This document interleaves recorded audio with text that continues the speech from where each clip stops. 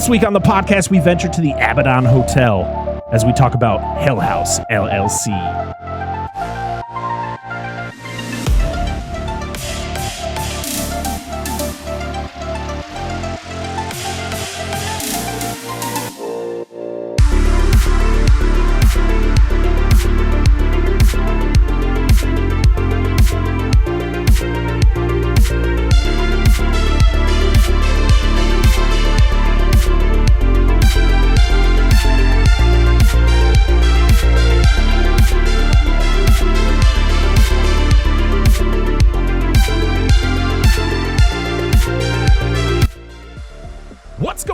Welcome back to the Dissect That Film Podcast, where we dissect the good, the bad, and the ugly of your favorite films and film franchises. I am your host, Brett Parker. Joining me as always, my wonderful co-hosts, Dan and Angela of DNA Gaming. Hello. Hey. And joining us once again are our good friends, Boomer and Gabby of Podcast in the Woods. Woo. Hi. Woo.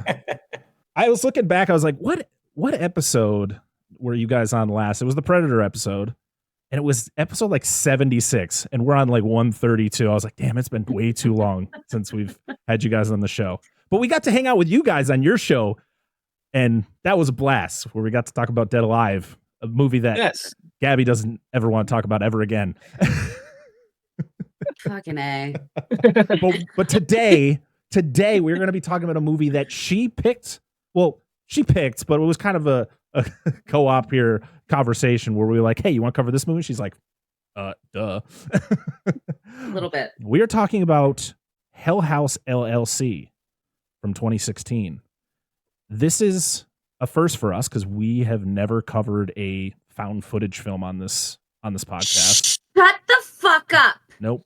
This is our very first found footage film. I feel like I've insulted someone. Yeah. I feel attacked. No, I'm so excited that this is your first found footage. Yeah, I'm so happy. Yeah. We're found footage virgins in this.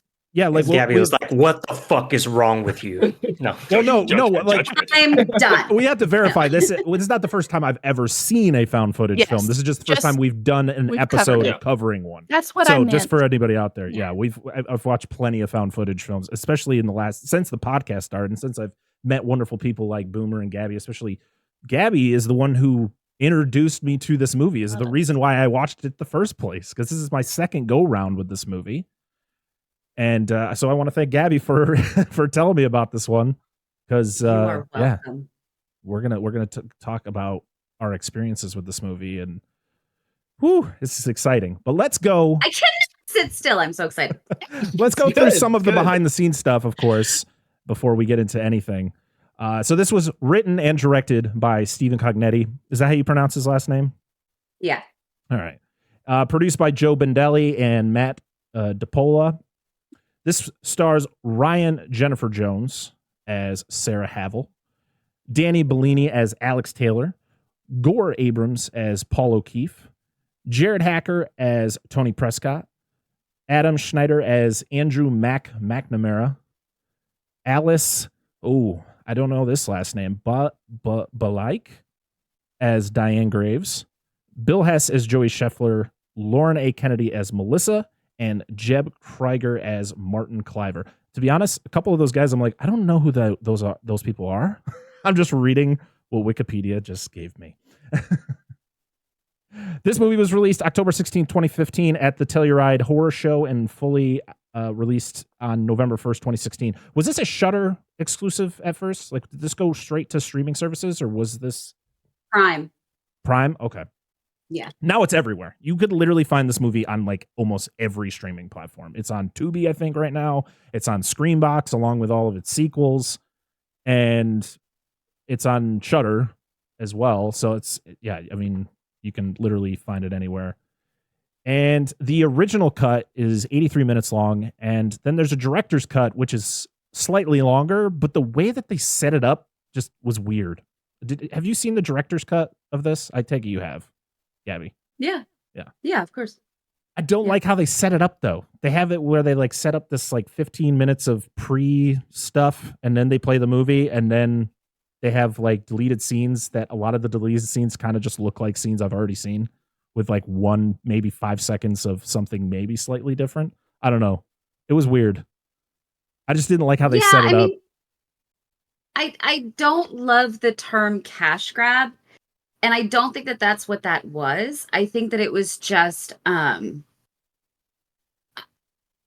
I've spoken to Stephen Cognetti and Joe. I'm not name dropping, God. Oh, do it. Several Do it times I've spoken to Stephen and Joe, and nothing that they've ever done has been to like further anything for themselves. It's just that this movie has been such a like word of mouth movie, and it's been such a like a cult film that they just want to give more. So whatever they had, they just kind of threw it together, and that was the director's cut. Just so people had more to see. Right. Yeah, because the beginning it kind of gives us a little like intro from Stephen Cognetti about like what the version of the film you're going to see, because it pretty much the difference between the theatrical cut, well, not theatrical, but the initial cut of the film and then the director's cut is the order of scenes. I guess the way that it was originally released, scenes were like put in different spots, where the director's cut is like his vision, his path of the film. So you're going to see mostly the same scenes in both cuts, but they're just in different spots of the movie from what he said in the beginning. So yeah, kind of all he had. I mean, like they had put everything into the original that it was just like, oh well, this was how he wrote it, so here. Right. Yeah. So you guys I have a signed director's cut DVD. That's awesome. That's awesome. This is definitely a movie worth owning.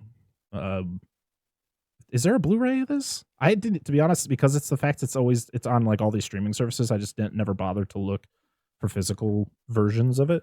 So there's not a Blu-ray. It's just DVDs. Yeah, well, that's like that's what's kind of wild about this. I know. Am I too loud? No. I was just reacting to the fact that there's no Blu-ray. It's like, no, actually, you're like, oh, it's like, God, my ears. But yeah, this is one that because I also like physical media, and especially with things that I really love, because like you said, this is on absolutely every streaming service that you could find, with the exception of maybe Netflix, because Netflix fucking sucks. But with the exception of that, fuck you, Netflix.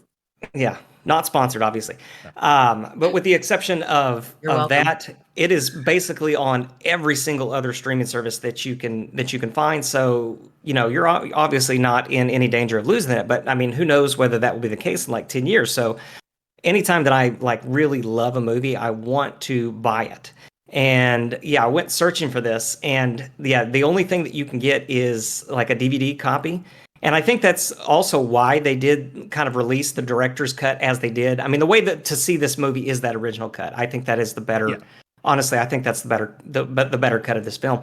But in order to get the fans some of those scenes and some of the things that they just haven't seen, they just had to release it like that, because even on the DVD, there's not like a whole lot of special features and all that kind of stuff. It's kind of bare bones. So I'm hoping this gets picked up by Arrow or something like that, and then we get a proper Blu-ray release of this film, because I would be first in line for that. You can get the first, second, but you cannot get the third on DVD. Mm-hmm. Weird. Bummer. Yeah. See, yeah, just speaking of the sequels, there was 2 sequels. You had part 2, which was just called the Abaddon Hotel, and then part 3 was the Lake of Fire, and it builds this trilogy based on the hotel itself, and of course, like the prior owner, which you hear about in this film, but it kind of dives deeper into the lore and the history behind the hotel and just the weird shit that happens in the hotel. And it kind of tries to get darker and darker. I don't want to go too deep into the sequels, because I feel like we could cover the sequels on the show at some point, because there's a lot going on in those sequels. Yeah, I think that would be a good time. I'm going to state it right out front here. I did not like the sequels, not even remotely as much as I liked this first one. I think this first one is just so, it really hits. It just hits so hard, and I think that's a problem with a lot of found footage sequels, is I just don't think they can live up to. I know like Paranormal Activity, people have their opinions on like sequels being better than the original or whatever, but in this is just my opinion. The sequels didn't live up to this first one, but that's all I'm going to say. I don't want to get too deep into it because like I said, I'd love to actually cover those at some point down the road. But I'm not going to ask you guys what your first experience is with this movie because you guys have an episode on this movie. So if you want to know fully your thoughts on everything to do with this movie, just go check out Podcast in the Woods episode on HELL HOUSE LLC. The question I'm going to ask is what is your favorite found footage film? Oh, HELL HOUSE shit. LLC. Okay, let's pretend HELL HOUSE doesn't exist.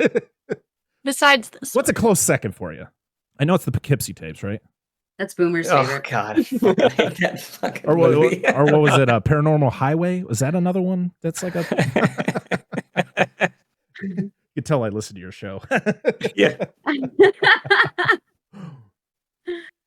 Gabby, if you want to say, to go basic bitch and just say Blair Witch. There's Okay. nothing wrong with that. That's Yeah, I mean, that was my introduction to found footage. It was, found footage is my favorite subgenre, so it's going to be hard for me to come up with something like right off the bat. Actually, That you is know my what? Sorry to cut favorite you other off, than but that. I think that's actually a better question. Not the fact of like, what's your favorite? What was your introduction? So I think that I actually like that better. So thanks for changing the question up for me because that actually is a better question. So yeah, what was You're welcome. what's everybody's first experience with the found footage genre? So Gabby gave us her answer. So Boomer, what about you? I mean, it had to be the same thing, because Gabby and I are the same age. So it was the Blair Witch Project, and I went to see that, and it's funny how many people thought that was like a real film, that they were actually like going to go into the theater and watch this like psychological snuff film, apparently, which obviously was not the case, but it was still it's a great movie. I love the Blair Witch Project, and the marketing for that was incredible. So I went and watched that opening night, and it was fucking packed. I mean, the theater was just absolutely full, and people could say whatever they want about that movie now, but there were people shitting their pants in the seats during that film. And it was like me and three friends of mine. We went and watched it, and then afterward, it's like, let's get some beer and go camping. So that's what we did. It was a great experience. Dumbasses. All right. Well, Wait, I have a question though. yeah, go ahead. Is Faces of Death considered found footage? Oh, my dad used to watch the fuck out of those. I mean, weren't they all like supposed to look like they were being recorded? By Yeah, somebody? yeah, they're all supposed to look not like real not like an actual murder. cameraman, but like somebody, Yeah, yeah, everyday people just going to record and stuff. So I would say yes. yeah, absolutely. I would say I think they have come out and said that they were a mixture of staged and actual like news footage of like deaths. Because what were those? So if like, that's in the 80s? case, that was my introduction. No, 90s, 70s, 80s, 90s, I think. Oh, wow. Yeah, they came out I saw them in the early, yeah. 90s.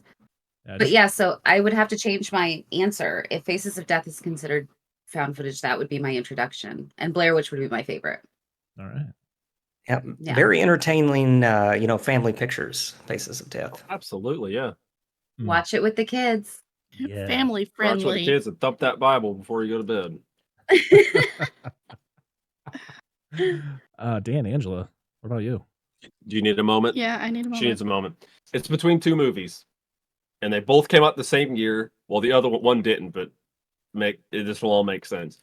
It's either between Cloverfield or Wreck. Oh. Okay, Those so are two- it's those are one. two you good wouldn't let choices. me watch that one. They are, and I don't know which one it was my first one because, of course, the obvious horror reasons I didn't watch stuff growing up. But Cloverfield was a bit obviously it's kaiju, so I'm like, do I have to see this shit? Like, I still love that movie.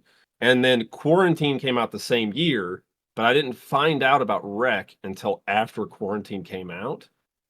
So they both would have been roughly around the same time. I love Cloverfield for what it is, a giant monster movie and all that stuff. And I think it did a good job. And the motion stuff doesn't bother me. But Wreck is really good. I never seen Quarantine. I watched Wreck and everybody's like, the original's better. And I never even fucked with Quarantine. I've actually heard Quarantine's actually good.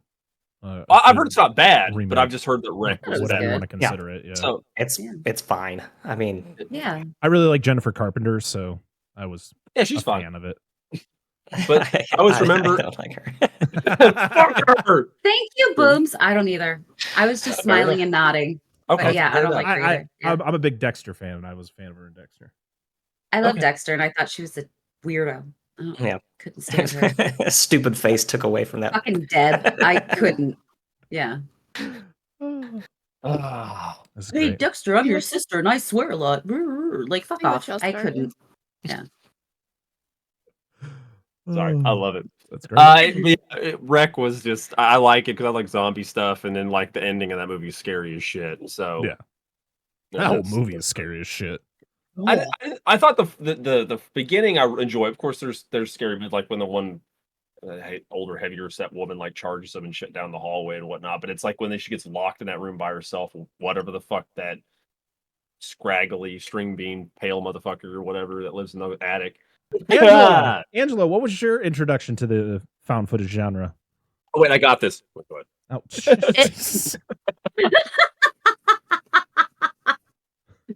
Dan's just gonna get pushed off into the floor, and he's gonna be gone. Probably.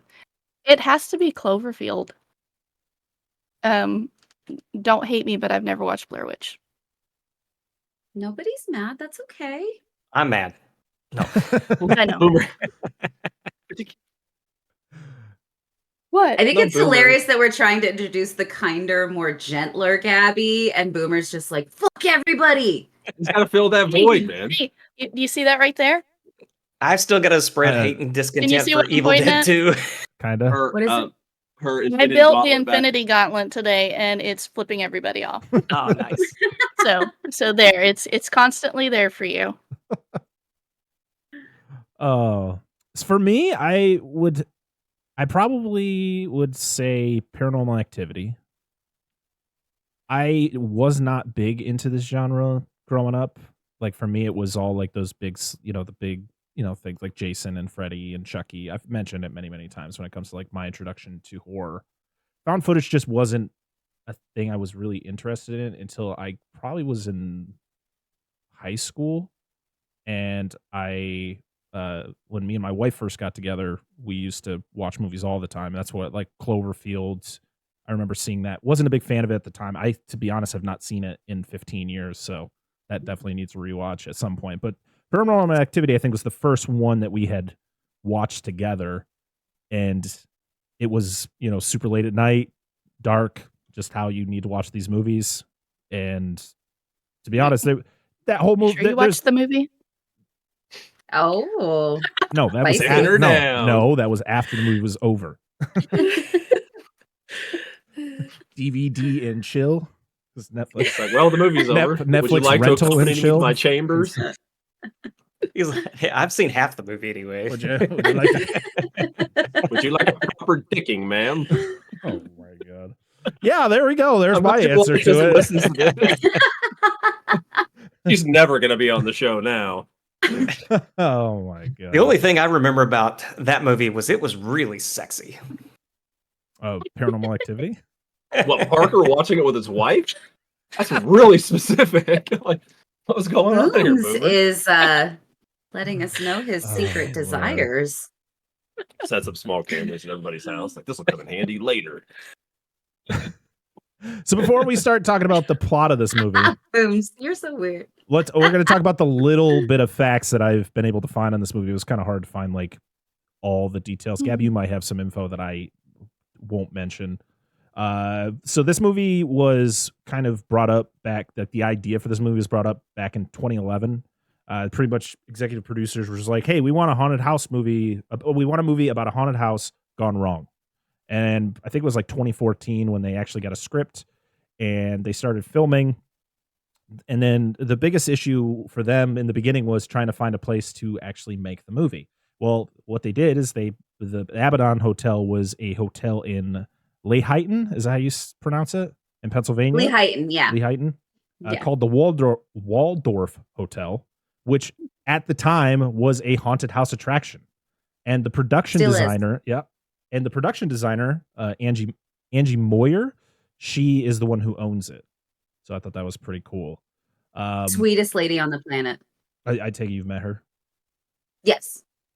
Because you've like you stated earlier that you've talked to the director and the filmmakers behind this, correct? And I've been to Waldorf. I live in Pennsylvania. It's about an hour 45 from my house. Ooh. So I've been there twice. Once during the summer when it wasn't open, and then once I went to the actual haunt. Yeah. That's cool. Yeah. And that's where I met Joe and Steven. Very cool. Yeah, that's the Yeah. the watching some of the behind the scenes on the director's cut, you actually can see some of their like them going to the filming locations and trying to find like the different, the hotel itself and all the different areas that they were filming. We got some cool like deleted scene type things where they were actually fucking with the actors with the different props. Like actually like, Joe would like literally move that creepy clown around the hotel without them filming and like set it up in different spots to fuck with the crew and the cast. I thought that was pretty funny. Yeah. There's not a lot of behind the scenes stuff with this that I could find. I don't, as you know, anyone listens to the show, as you know, I don't deep dive into research on the movies we talk about. I just try to find the little bit I can, and then we talk about stuff in the plot. Gabby, do you have anything you want to talk about behind the scenes wise of this movie before we talk about the plot? I think the most interesting couple things about behind the scenes is Steven is obviously, I think it's obvious when you watch the film. Steven is a lifelong horror fan. Mm-hmm. He likes a movie that has like rewatchability. He likes movies that have subtleties that maybe you won't pick up on one watch, but you'll pick it up on a subsequent watch. And I've seen this movie countless times, and I can attest to that. I mean, like, there are so many things that I still see in this. And I actually showed this to some friends last night for the first time, their first time. And I can't even remember what it was because I was drinking a little bit. And it was something that I was like, oh my God, I never noticed that before. But I think this movie is he wrote it well because he wanted to write a horror movie for horror fans. And I think that he did a really good job on that.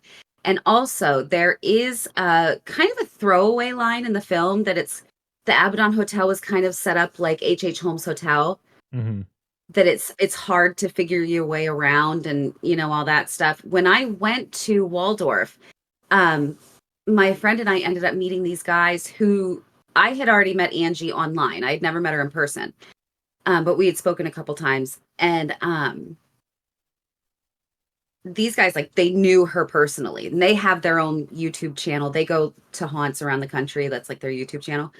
And my friend and I met them, and because they knew everybody, they took us through that. They put the lights up and the actors kind of hung back a little bit. And I got to tour, instead of touring Waldorf Hotel, I got to tour Abaddon, and I got to like walk through the entire set of the movie. And I think that that's the most interesting thing that they put in there, that if anybody is ever lucky enough to go there, please go. It's amazing. But it really is set up like that. Like, you can't figure out with full lighting, nobody's jumping out at you. You're just walking through as an observer. It is a very, very effective set that they chose. It's a very effective location. And other behind the scenes, the clown was not planned. That like they didn't the have main anything clown for there? that. That fucking clown. Yeah, they didn't have. That wasn't something that they bought. It wasn't something that they built. They just needed something, so they just came up with it. And for that to be that, I don't know. I've never been afraid of clowns. I don't know about you guys, but clowns don't really do anything for me. I think it's a scary fucking clown. Yeah. I mean, also Yeah, just what the clown does in the movie. Yeah. I think that's what makes it scary. Yeah. So I thought that was interesting. I'm sure I have more, but Well, And we could while be we're all here going all through night. the plot, if you got something you want to say, just make sure you just start talking. You don't have to raise your hand or anything. You've been on this show. everybody You know loves that. what you can do. Just yeah. If you got things to say, speak up, because I'm just gonna keep going. So the movie starts. If you watch the director's cut, it's pretty much the director telling you, Stephen Cognetti telling us, the version of the movie you're about to see. So like I had stated before, the director's cut is the same as the original cut, just scenes are kind of put in different orders. The movie opens to we have Diane. She's a reporter. and she is interviewing people asking what happened at the Abaddon Hotel. And you find out that there was a fire there that killed 15 people pretty much the hotel was turned into a haunt called Hell House, and things happened and people died and nobody knows what actually happened. So the first thing we see is a video recorded from one of the actual tour goers that brings us through the haunt. You get to see, you pretty much see strange things happening. You see, like, I think it was Sarah, like, go by one of the girl that was part of that group, and she's like, "Huh, that doesn't seem right. You know, what's going on?" And just kind of things start slowly, rising up, and then everything just kind of goes to hell. The person behind the camera in that scene, by the way, was Steven. Yes, he was. He filmed that himself. Yeah, he was that cameraman, and then I think the producer was Diane's cameraman. Jonathan, yeah. So yeah, it pretty much all starts from the basement. They like get to the basement, to the top of the basement, and people are like rushing up the stairs. Chaos is happening. People are falling over. Things in the kitchen start falling. And that's when we get the 911 call that kind of is all broken up. Like, it's a woman crying, saying like things are happening, but you can't really understand what she's saying.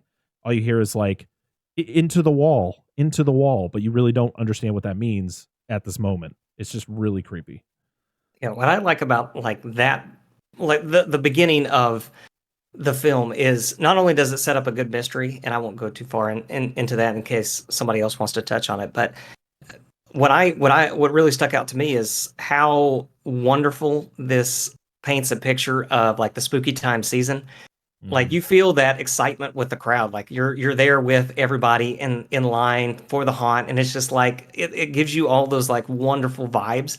I'm a person who loves haunts. I've been to several, and there's nothing like that. Like getting in line, and there's a sense of camaraderie there with like the other people, and you just get to talk and like meet people and talk about horror, talk about film, talk about like what you're expecting from this, and it's so much fun. Like being in line for a haunt is almost as much fun as going through it, and this movie does like just a phenomenal job of setting that up and giving you those type of vibes.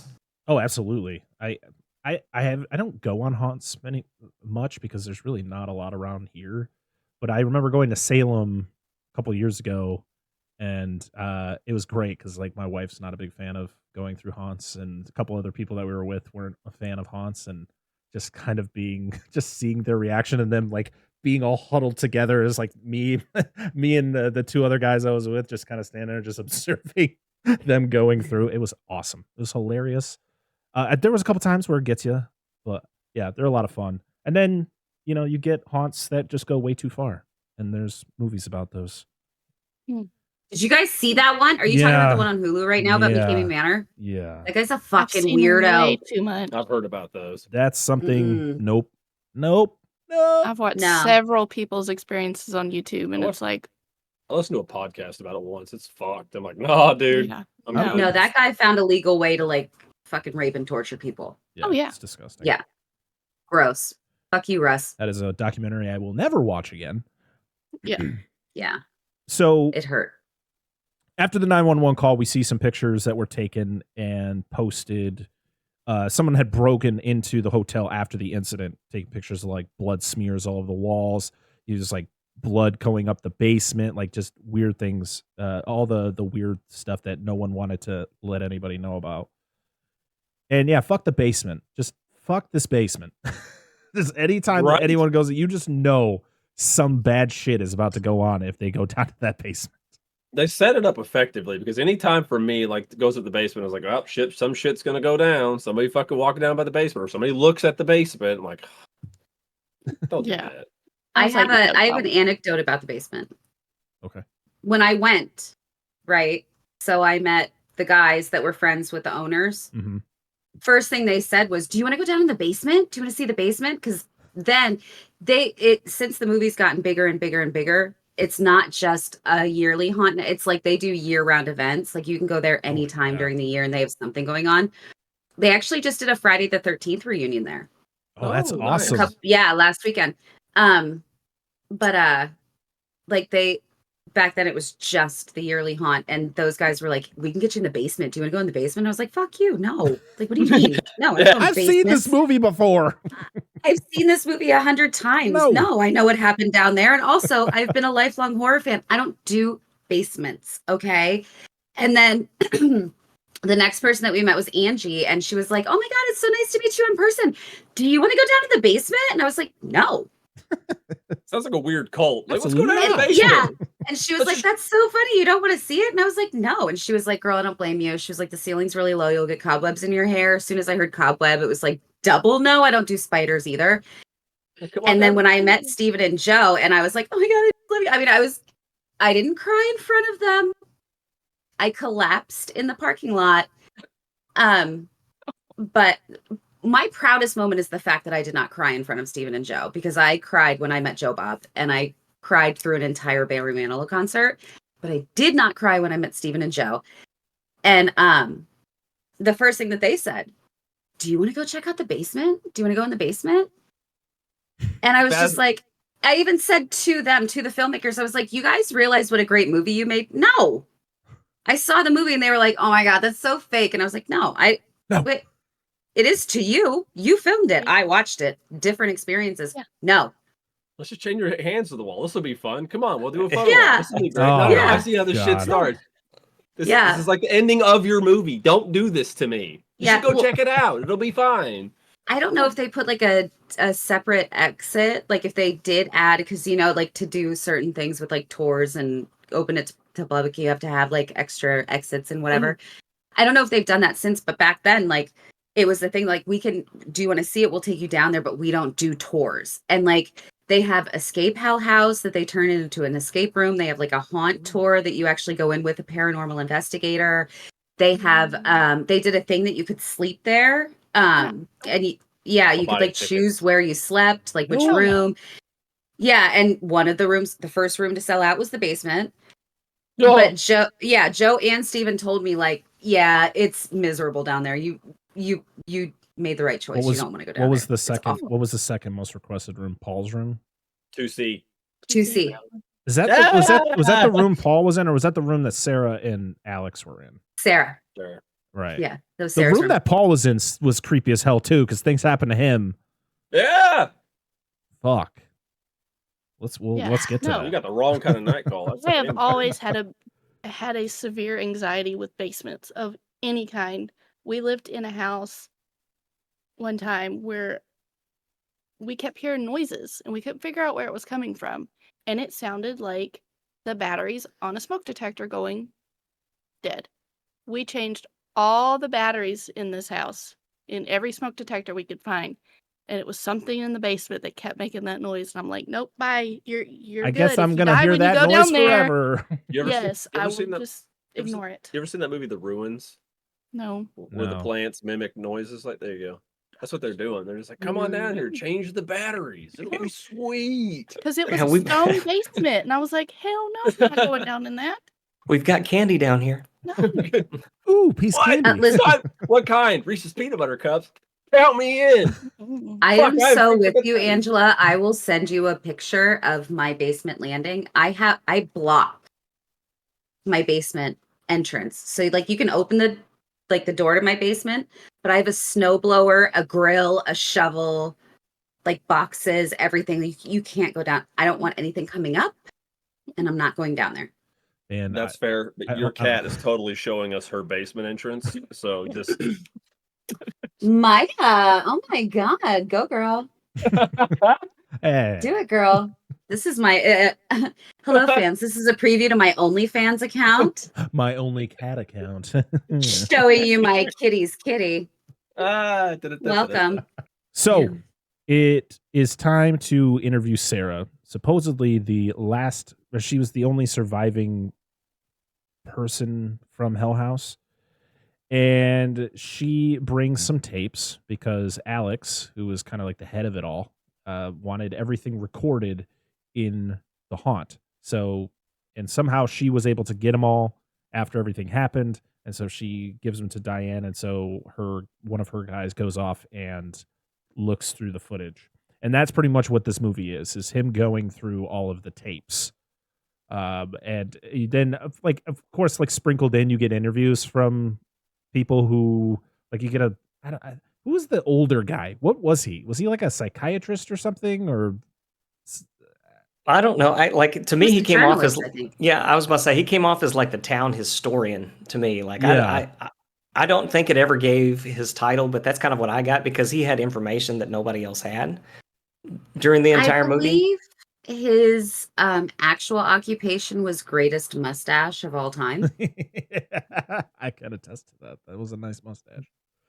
He was selling fried chicken, and they just started interviewing him. Yeah. Yeah. Yeah, he was the Oh, guy yeah, who, I like, love that. he knew a lot about Alex. Like, that was what he primarily would talk about, is like, Alex was this kind of guy or this kind of guy and stuff like that. I was like, all right, cool, man. But you had the guy who, they talked to the guy who goes into the hotel to take all those pictures. I think there was, I can't remember what the woman, they interview another woman, but I don't remember if she was just a patron to the haunt or did she work there and she left? Was she just a patron? She was the one that was in front of the camera. Okay. In the YouTube video in the beginning. Yeah. She looked like a completely different person. That's why it like threw me off. It didn't look like the same woman. So I was like, oh, is she just, I don't know. I got confused because I thought. As a girl, I liked that. I thought initially when I first saw this movie, I thought she was the one they hired that got chained up in the basement later. But then I remembered, oh yeah, she died. She's super dead. Yeah, yeah. No, I liked that they did that you couldn't tell the different, that you couldn't tell it was the same person because it was like, here's what happened to me. Oh, but I'm going to be on camera. I need my hair done and my makeup. And I mean, I would do the same damn thing. Fuck a tragedy. I got to be ready. If I'm going to die, I'm going to die in style. Hey, at least wear, clean underwear. Yeah. Preach. So going through the tapes, this is where we meet our group. So we have Sarah, we have Alex. Alex is kind of the, he's the guy who's, who bought this, or did they buy the hotel or did they just rent it out? Like what? I can't remember what he actually does, but he's the one who orchestrates everything because they have a haunt in New York City and it's really successful. And then I guess they wanted to start it somewhere else to kind of bring people out. And Sarah is his girlfriend. Then you have Paul, who is primarily just, he's the cameraman. He's the guy who records most of the time, doesn't really do much else. Then you have Tony, who is one of the friends who helps out. And then you have Mac, who I'm guessing is like the way that it's like portrayed is he's like a co-partner with Alex on the haunt. Alex and Matt grew up together. Okay. They've been friends their whole lives. Yeah. Yeah, the way that they kind of like interact with each other was like they were co-partners for this whole thing. Like they are the ones that started the haunt in New York City, and then they're the ones who kind of worked it out to come out here and to the outskirts of the city to start this new haunt. You get the interaction in the car, not really that important, but it's kind of just introducing you to everybody, the fact that like Mac and Alex fight a lot over things that you kind of don't know why. Like it doesn't really clarify until later on in the movie. So they explore the dilapidated hotel. I just love how they're all just like, yeah, this is a piece of shit. This is like, what are we doing here? This isn't gonna work. And Alex, of course, he's like, come on, guys, it's gonna be great. He's envisioning this, everything in his head. It's all coming to fruition. He's just like, over there, this is what we're gonna do. How it goes. And this is when things already start happening. Like they go up to the attic. They already see like, which kind of gives some weird foreshadowing to things that are going to happen later. But you get like weird voices that go over the walkie-talkies that aren't any of the people that are there. And and of course, like most movies in the beginning of these events, it's like, hey, did you hear that? Yeah, that was weird. What was it? I don't know. It's probably just somebody fucking around. And then they just move on. It's always the wind. Yeah. Oh, It's like the wind can speak. And also, this is where you get like the first instant of a shadow figure. Like they walk by 2C, and there's the cloaked figure in the corner. Which, anytime this scene pops up, I just think of like Ghost Adventures. Like, this is when we walked by 2C, and we saw a shadow person. We didn't see it at the time, but there it is. And it's like still shot of a shadow person. Should have been a big of like a big red arrow. Like it's right there. So they then venture down. It was creepy. It is creepy, but like after you watch it a couple times, you're just like, no, that part just feels like you just need Zach Bagans coming in like, we saw a shadow guy. It's right there. Because you know how Zach Bagans is. Yes, please tell us more. I don't know. I don't watch this fucking show. No, I don't. Ghost Bro. Yeah, he's a ghost bro. He's Ghost Bro. Yeah. I enjoy watching that show. It's fucking ridiculous, but it's fun to watch. Back in the day, we used to call it 3 assholes in the dark. That's a good description. And then Ghost Hunters was, did you hear that? No, I didn't fucking hear anything. Fucking Jesus. Show me something. I spend hours of my time watching this stupid show, and they never see anything. Oh. Well, that's because half the time they got the GoPros pointed at themselves. So it's like, oh my God, what's that ghostly figure? And it's just like them going. Yep. Okay, but do we have a camera in that direction? No. On a personal note, you can't include Boomer in any of these conversations about like actual haunted places because he doesn't believe in anything. Oh. So he makes fun of everything, and I don't talk to him about anything. Okay, so you guys can be fun, Dan and Booms. Okay, you guys can talk. Angela, I'll be fun with Gabby. I believe in ghosts. Okay, well that's going to be our second spin-off podcast. I believe in It's going to be ghosts. talking about haunted places because I wasn't making fun of the fact of like believing in ghosts No, because Parker, I believe in on our ghosts. podcast too. That's But fine. I'm gonna just be a producer. I don't want to be on the show. I want the two ladies to talk. I don't want to budge into that. Hey, I have pictures from when we went to Savannah. There's things in those pictures. That's a good place I want to to go back. Got to go there. You got to go like Gettysburg. Yes. Yeah.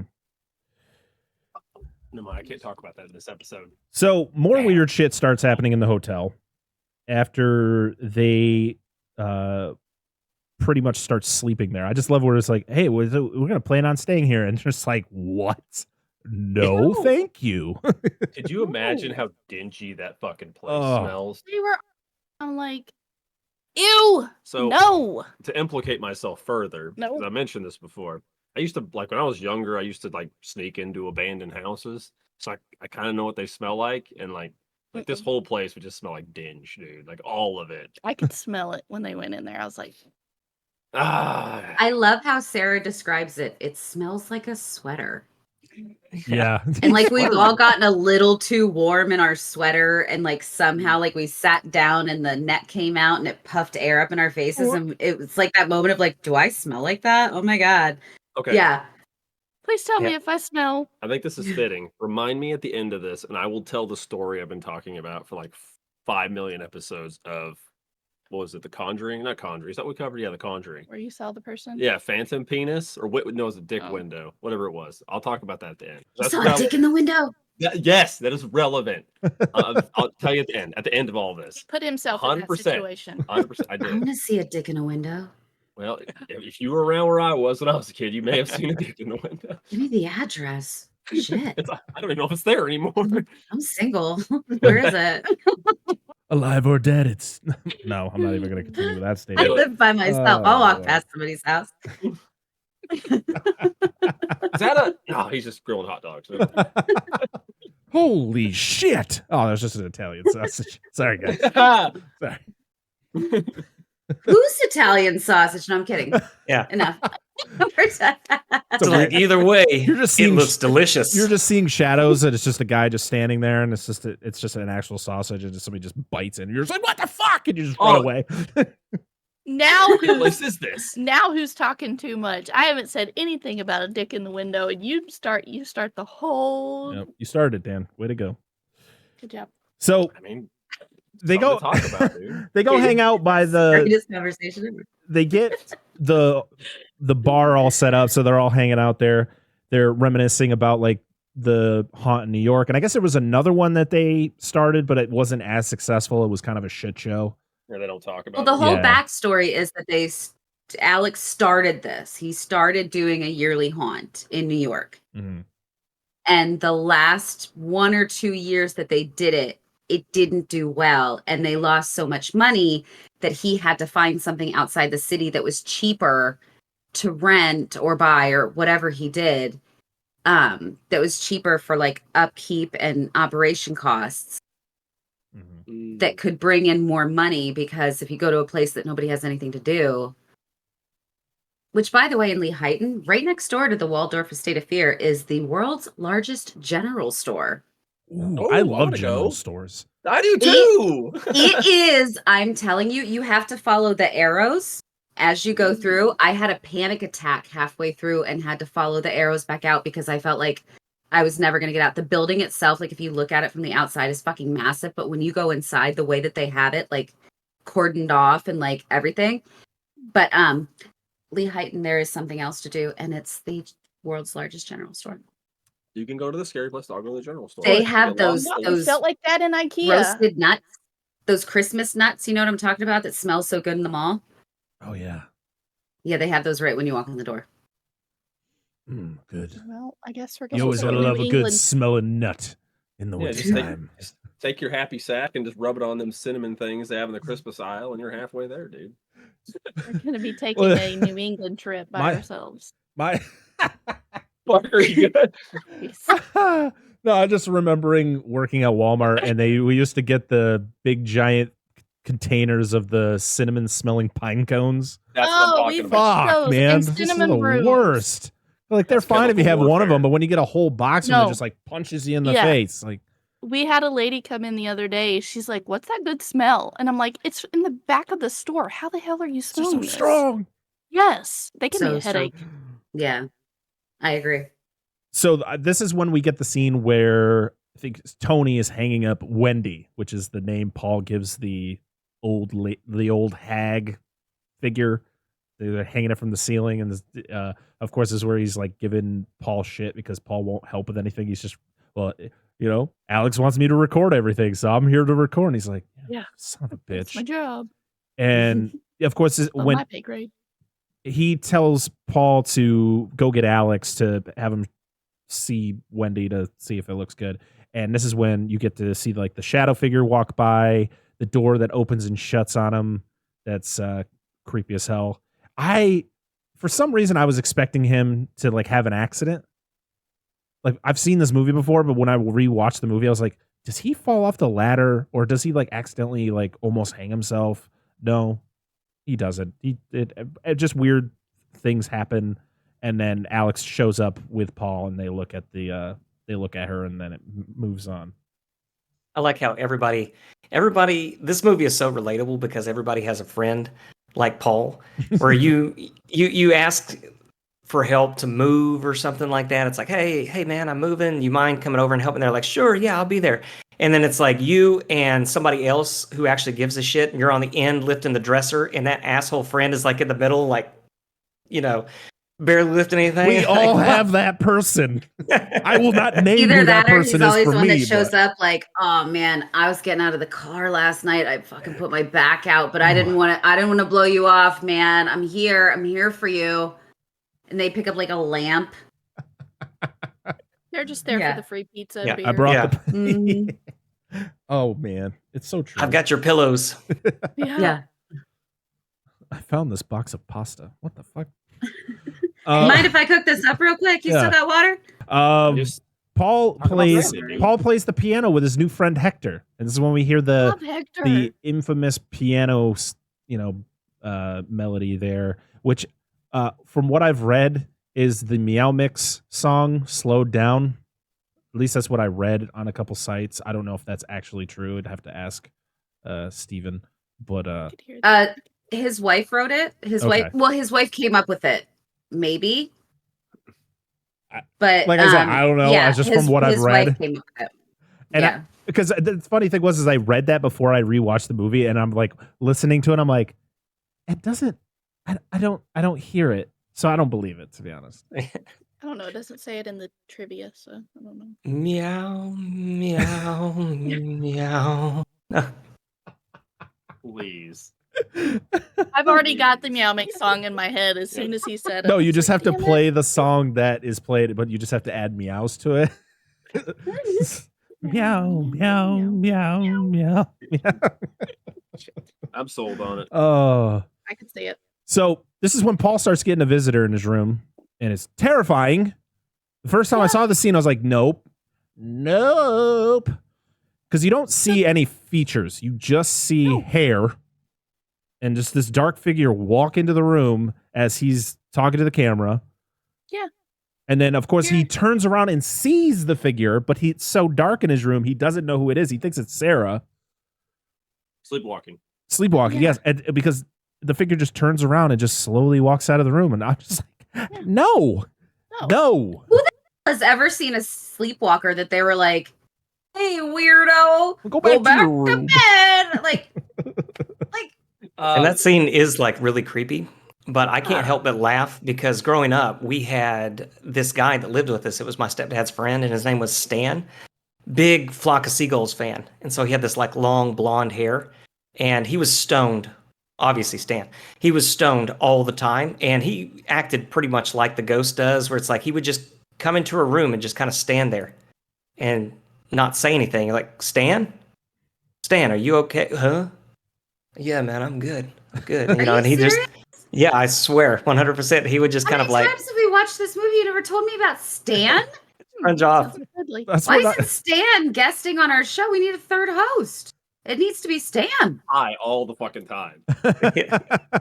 Neither of us smokes weed. We need that guy. That's when I start locking my door, though. Fuck that. Like, even if I know who the person is, like, no, I don't need to wake up and see that. No, thank you. My child sleepwalked one time. I didn't sleep for weeks. I don't want that. I don't need somebody who's not aware of the fact that they're in my space. Sleepwalking fucks me up so bad. Paranormal Activity, when she gets up and walks around the side of the bed and just stands there and the clock fast forwards and she's just standing there. I swear before holy God, if anybody ever, I woke up in the middle of the night and they were sleepwalking over me, I am not responsible for the amount of pepper spray in your fucking face. Take notes. Taking I'm gonna notes keep over this there? in mind. Yeah. We all go to a con together. No. I'm gonna remember this shit. I'm just kidding. So we meet the actors. They hire a few actors for the haunt, and we get a backstory on one of the actors who he's the one who dressed up as a clown and ran off. Joey. Yeah, you find out that he survived the whole night, but he ends up hanging himself later on. I think it was like 9 days after the incident. But he does this. You also meet him later, and he does this weird eye trick, and he actually can do it. It's disgusting. Ugh!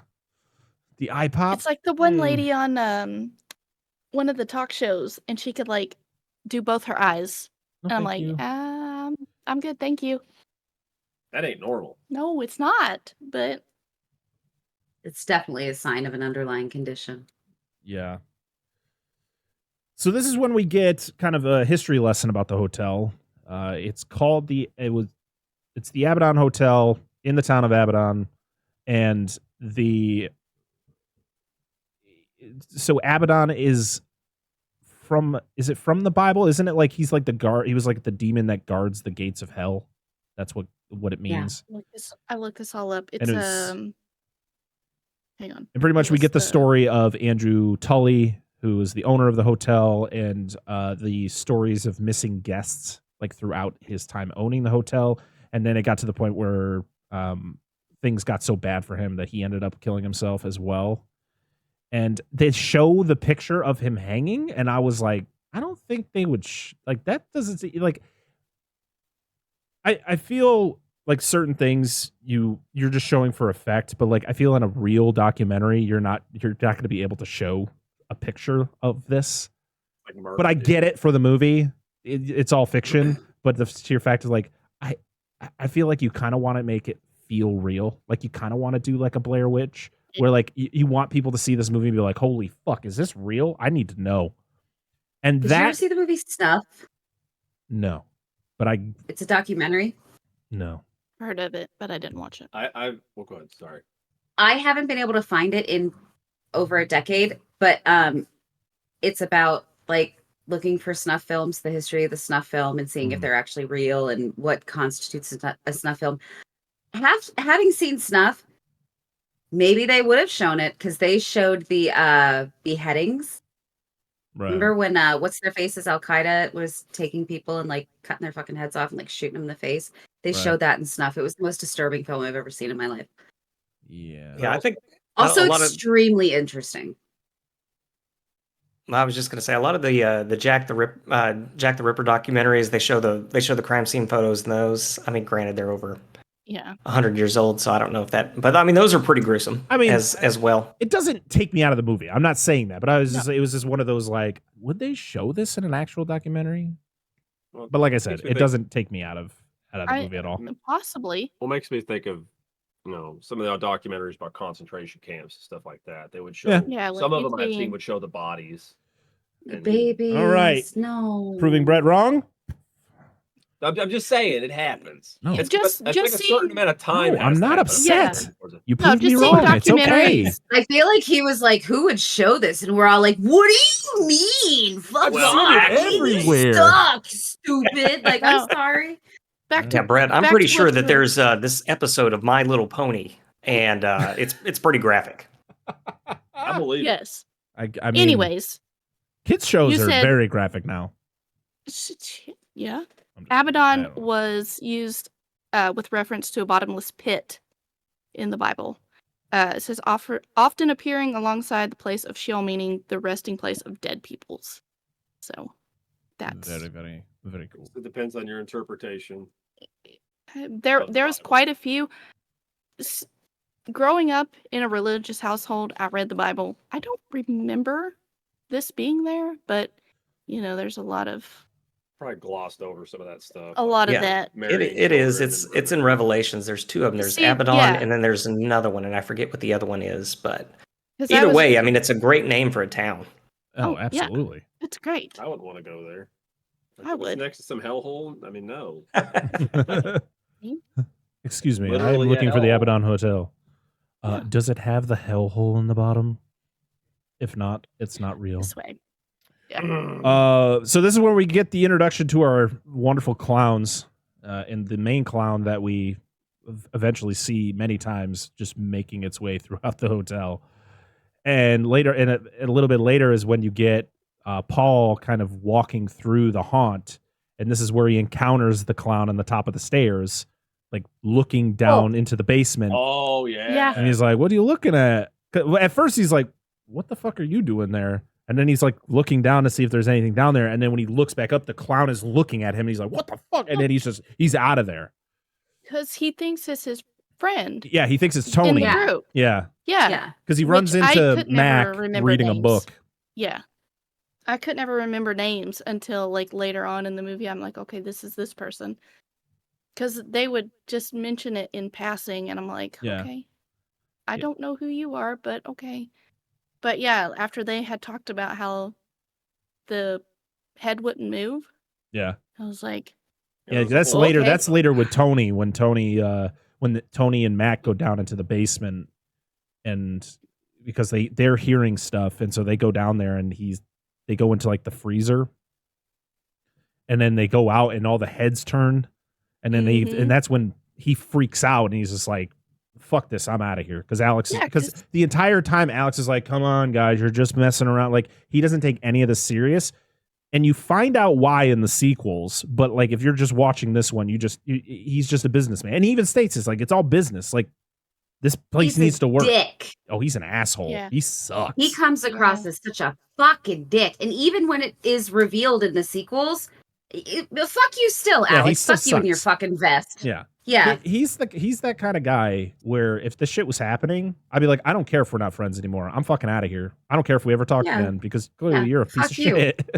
The fuck are you paying me? $8 an hour? Go fuck yourself. Yeah, 2009? Like, Probably. Yeah. Probably $8.25.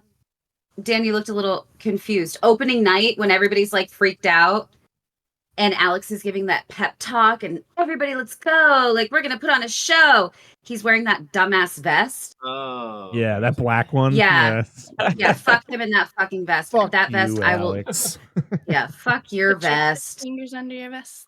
There you go. Yeah, because it's not even like, hey, this is a fall attraction. I'm wearing a puffy vest from Old Navy that I got on the $19 day. Like, I'm wearing a fucking vest. A vest.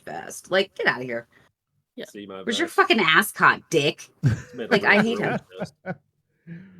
So yeah, this is when they hang the sign, the Hell House sign, and also they talk about the fact that there's a Google image that shows the front of the Abaddon before any of them were even there to set up Hell House, and it's that ghostly figure of Alex on the balcony, which is kind of creepy. But they show it like 3 times, because the first time you're like, "What am I looking at right now?" And then the second time it's like, "Oh, okay." I don't know if that's real still, but the first time I went there was my 30 mind your business birthday. Hey, I'm not far behind you, so. That was when I looked up the directions. That was their Google map. Oh, that's cool. If you clicked on it, that was still, I don't know if it still is, but I saw that and I was like, oh my God. Yeah. Like, I was so excited. Yeah. Yeah, it's just it's sorry, really eerie. Looking at Boomer's face, he's just over there like, sorry, you're just over there smiling, and I cannot. You're just. He's charming. What's the matter, Don't make fun of him. Booms? I can't. He's just having a good time. I am. Did you grow up with a lack of parental supervision? Do you know all the lyrics to The Fresh Prince of Bel-Air? Remember Mayor McCheese and the Fry Guys? Have an inexplicable love for the California Raisins? Can you remember Madonna's original face? Then you might be a part of the Doom generation. Laugh until you cry with us each week as we stumble blindly through the memories of the movies and other random things that doomed us to be the salty, sarcastic, sardonic ladies you want to hang with. You know us, you love us, you can't fucking live without us. Doom Generation, available everywhere you find podcasts. So this is when Paul gets spooked again, and he tries to prove to Alex like what happened, and everybody's like, it's just Paul. He always fucks with everybody. And that's the thing. It's like things happen to the people who are usually just the big goofballs, so no one believes them when something is actually happening.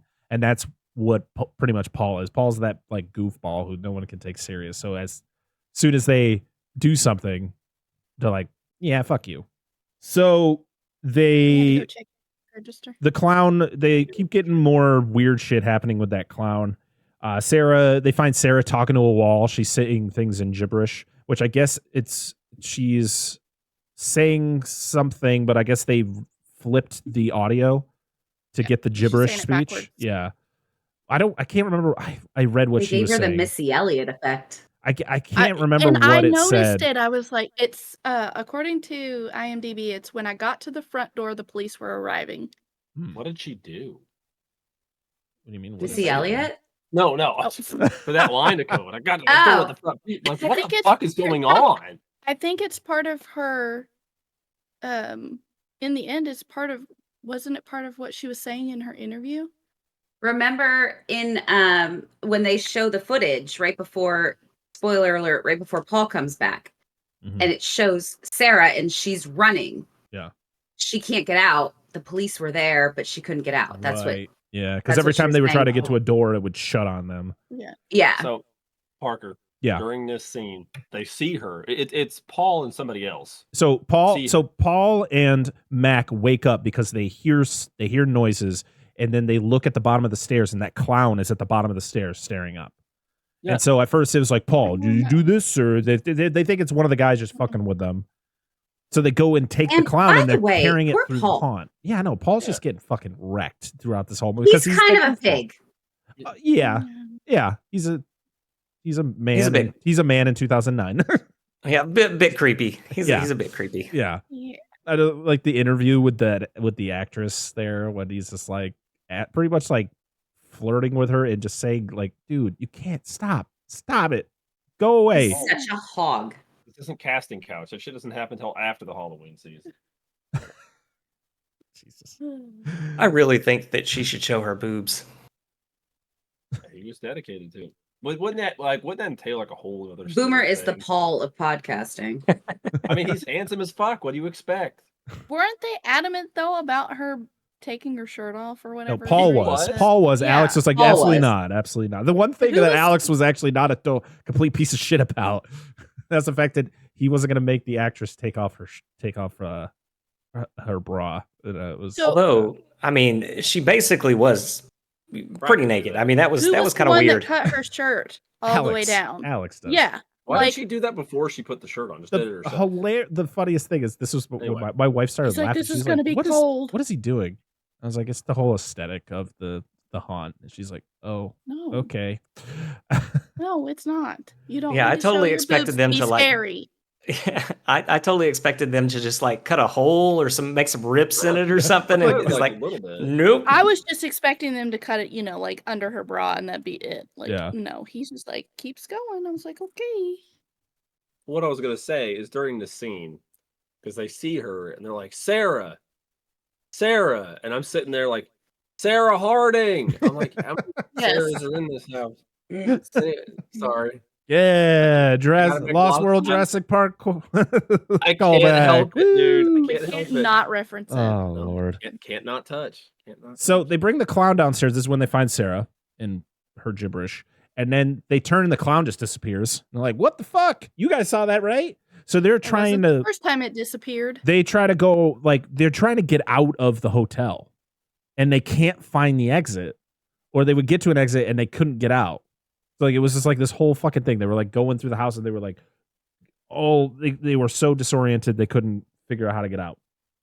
Just And then climb out the window. they walk into a room though that was originally all like it was supposed to look all destroyed with shit everywhere. And then they walk in and the whole room is like set up.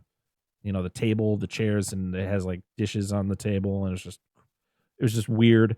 And then they turn around and the fucking clown is back there. Just hanging out. He's just like, Hey, hey. Like He a wants to be a fucking part creep. of it too. Can I see you to your table? Like fucking no. Talking about Paul being a complete creep. Not that I really needed to mention it, but I figured I should. The fact that he literally creeps in on Sarah and Alex in the bedroom, and he's like Yeah. zooming in on her ass, and I was like, Paul, come on, bro. And then he There's this thing continues to called do a it lock. while Alex is watching him. Like Alex can see he's doing it. Oh my bitch! I would punch this dude right in the face. Lock your doors. Get the fuck out of here, Paul. Yeah, well, Paul does say that. He's like, well, you maybe should shut your door. Like Paul's totally in the wrong, but he's also not necessarily wrong about shutting the door. Just saying. Hey, we have 3 kids. You learn to lock your door. So this is when things start getting really, really bad. So Paul ends up finding a notebook or like a little diary in Alex's room. And it has like ideas for the haunt, but then as he gets deeper into the notebook, it just says Abaddon a bunch of times with like weird demonic symbols and stuff like that. And he's like, what the fuck is this? And that night he's doing his, he's talking to the camera, and that's when he gets another visitor, and it's just a woman sitting on the floor, like sitting against the wall. I was like, come on, man. And it's great because he's talking to the camera and she's just there. And then he, of course, turns and realizes she's there, and he freaks out and he goes under the covers. It's like a little kid. He's like, fuck that. I'm under the covers. So yeah, Paul realizes that he hides under his sheet like a little kid. But the thing is, like, you expect when he lifts up his sheet that she be gone. But every time he lifts the sheet, she gets closer to his bed, and he just keeps, lifting it up slowly and then dropping it. And then, of course, when he lifts it again, she's right there, and she just comes at him. And then you don't see anything. You just hear screaming. And then Fucking terrifying. it's the scariest part of this movie, in my opinion. Like that whole sequence. I'm like, what the fuck? Like the second time watching it wasn't as effective for me. It was my experience with these scenes is definitely that very first time watching this movie, watching it in the dark, not having to take notes, just watching This it was our and first time. experiencing these things. And holy shit, this scene. I was like, okay, cool. Yep. Mm-hmm. Yeah, I like it. It's perfect because it's not exactly a jump scare, so it's not like super cheap. but it still has that same kind of effect on you. Oh yeah. And I just love that. Yeah, when you don't know what to expect every time that he opens it up, and oh man, it's one of those things that just kind of makes you push back. Like if you're sitting in your seat, you just kind of push back away. It's fantastic. I love it. Yeah, definitely the money shot of this entire film. You're like, don't make eye contact. Don't make eye contact. Yeah. Do you know how many times I got scared as a kid and I hid under my blankets and sheets and didn't look? Every kid Yeah. did that at some point in their life. But I vividly remember that, and I'm like, Yeah. I'm over here like, nope, not gonna look. I know what's gonna happen. I mean, I almost consider I have a blast with it, but I do almost consider like podcasting to be like my second job. That like I'm watching movies because I want to, but I'm watching them because I have to. I have to talk about them, so I have to watch them. So I can't tell you guys how many horror movies I've seen in my life. I can't tell you how many times in my life I've been scared. I am still like here, this is my sweater, but I am still the one that I have seen everything, and the more disturbing and disgusting and terrible that it gets, the more I'm like, what are you talking about? Hi. But I still, as I'm watching it, I'm like this. And this. Yep. Yeah. Yeah. And that scene, I can say after seeing this movie countless times, I'm not afraid anymore. The reason I'm not afraid anymore is because I still have never uncovered my eyes during that scene. Ever. I don't like scary movies, but it's definitely tough to like. It's a good scene. It's very well done. And they, even before this, they do a good job just setting up all the suspense with the doll, with her talking, and just, they do a really good job of it. Mm-hmm. They shot that scene actually with the little girl and with the clown. Really? And Stephen Cognetti said that when they went over the two ideas, that everybody kind of went toward the little girl. I agree with that. I think with the clown, it would not have been as effective. Even though the clown is fucking terrifying. Yeah. Yeah. Yeah. Yeah, because the clown was the deleted scene. There was a deleted scene where it was the same scene, but with the clown sitting against the wall instead of the girl, which, yeah, the girl is way more effective in my opinion. Even though I would still be fucking terrified if I, was hiding under my blanket and I just peeked up and that fucking clown is like right in my face. When I went to Waldorf. When I went to Waldorf, you had like the ticket booth, and then you walked around the corner from the ticket booth, and there was like this big open space, like this big courtyard. Yeah. And they it was really cute. Like they had like a little fire pit and like a couple like food trucks, and it was adorable. And they had like a little merchandise thing. But when my friend, it was early in the season, it was like the first weekend they were open, so there was nobody there. Like, so when we walked around the corner, there was not a crowd. We walked around that corner, and standing there was that fucking clown. And my friend had never seen or heard of Hell House, so she had no idea. Mm-hmm. And we walked around that corner, and I was like, I'm so excited. And we went around the corner, and I was like, no, we gotta go. We're leaving. I don't want this motherfucker in my face. I don't want this. This is not part of my life. I want to live how I want to live, and he is not a part of that. And it was so hard to like walk past. I ended up taking my picture with him, but I looked bad, so I never posted it. But so I was too scared, and I Photoshop a lot. So just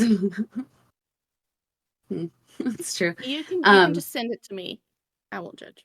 It's so bad. It's like I don't care. Literally like. That's why I don't post any pictures. Like I just like 14 chins and like a weird smile, and like my shoulders were like this because I was terrified, and I was like, this guy is gonna grab my boob. Like I was so scared. Because that's real life. Wait, the clown was going to do that? Real life fear outside of horror movies. Real life fear for women is that, hey, I'm going to take a picture with this guy. He's going to grab my fucking boob. Because they do that a lot. I don't like that. That's and it scares fair. me. That's fair. Yeah. Yeah. I imagine. To have a guy grab your boob unwanted and the clown to grab your boob unwanted. Hey, that's when I pee. I can give you one better. No. Told you about this. I was in a bar with a friend after work, and this dude randomly messaged me on Facebook. I'm like, who the hell are you? How did you know my name? I don't know who you are. He's like, can I buy you a drink? And I'm like, nope, I'm out. Bye, I'm going home. Like that. I don't, yes, I'll punch you if you touch me and unwanted. I carry a knife all the time. I don't care to stab you. Angela, I'm obsessed with you. I don't care to brandish my knife. Like, yeah. I've worked retail way too long to not have a weapon. Let me tell you how I got these scars. Just kidding. Why do you think I got one testicle? But to have somebody randomly message you and you have no idea who they are and you have no... It was chaos. Don't worry about it. No idea how they got your name. Yeah. Asking if they can buy you a drink. I was like, no, I'm going home. Bye. I feel bad for like pure-hearted people at this point in my life because there was a con that we were at, and I had my Podcast in the Woods t-shirt on. And represent. I'm sorry. Red hair, big glasses. It's kind of, it's kind of recognizable. It's a brand. I was walking through the door and some guy walked past me and he didn't touch me at all. But he pointed at me, and of course the logo was right here, which is right here. And so the logo is right here, and he pointed and he went, Gabby! Whoa! Gabby! And he was like freaking out, and I was just like, hi, I'm sorry, I love you, thank you, bye. Like, I was terrified. Just don't look at and I was wasted. Yeah. And the t-shirt comes up to you. I don't wear it anymore because it's just a little snug and it makes me feel bad about myself, so I don't wear it a lot, but I think that it's just cut weird. You're the same person. Maybe. But like I had it, and it wasn't revealing or anything like that, but it was just the fact, and also I had a cardigan on over it, so it wasn't even like that it was super revealing anyway. Yeah. I think that's part of the scariest thing about that scene is like, hey guys, now you know how the fuck we feel when we turn around and you're right the fuck here, and it's just like, oh my god, go away. Yeah, stop doing that. Yeah, I'm just married to you. I don't just like do it to random fucking people. No, I'm just kidding. No, I really think if you do, you should film it for TikTok though. I cannot stand when people think that like, well, it's not technically invading your personal space because I'm being compassionate, I'm sympathizing, I'm empathizing, I'm comforting, and it's things like that like, I didn't mean to turn this episode into a PSA, but like, if a person doesn't ask you for a hug, people, please. Exactly. If a person doesn't give you the physical signs that they're okay with like grabbing you, especially the wrist, don't touch people and don't get in faces. Little girl in Paul's room above the sheets. Yeah. I'm tired of you, bitch. Yeah. You know who else is a big hugger? Is the cult in HELL HOUSE LLC. Big huggers. Yeah, they love to hug. They love to hug. I'm glad you. Thanks. They'll hug your soul right out of you. Boomer, thanks for that. Thanks for that. Segue. That segue. That's to keep us back, put us back on the track. That's what the lady does. But anyways, back to what I think the scene with the girl is conveyed very much better than he disappeared. Oh, not you. Oh, okay. All I saw was he's like, I can't take all this hugging conversation. I just dropped my phone right on the floor. Me. I think it's conveyed better than if they would have used the clown because subtle movements. You can see her eyes. Like she moves her eyes first. And oh my god. Yep. It just freaked me out more than I think the clown could have done because he doesn't have eyes. Well, I think another reason is outside of like what you hear in the lore, and I assume this is the reference to this, is there's no precedence. She just appears. Yeah. It's not the clown. You've seen the clown a couple times. She's just fucking there. You're like, who the hell is you don't know who it is. And to be honest, you never really find out who it is. Other than you can kind of make guesses on it later on. Well, they say sometime one of the dudes says like one of their first victims was like a 12-year-old girl, he thinks. And I'm assuming that's who that is. It may not be. But that's the closest connection. Well, yeah, they were talking about the fact that there were people disappearing in the hotel back when Tully owned it. Yeah. So yeah, that's your guess. You don't know exactly who they are, but that's kind of the idea of who they are. At least they give you some like nugget to it. But other than that, like that could just be a throwaway line the whole movie and not mean anything. That definitely got me. So yeah, so after Paul gets attacked, Tony comes into the room the next morning and finds the camera, but no Paul. And so they just I didn't even. If you look at the wall, there's like a few little specks of blood. We didn't know if that was for the thing, but I imagine not. Just where they were sleeping. Because that's where they were sleeping. This is what I'm talking about with the rewatchability and the hidden things. Yeah. You guys just blew my fucking mind. I didn't even notice know there was blood on the wall. Just a few like bloop bloop like on the wall. You can see when he picks up the camera and starts moving. Yeah, you can kind of see a few. There's certain things that I feel like I pointed out that he missed, like with the strobe light. Yeah.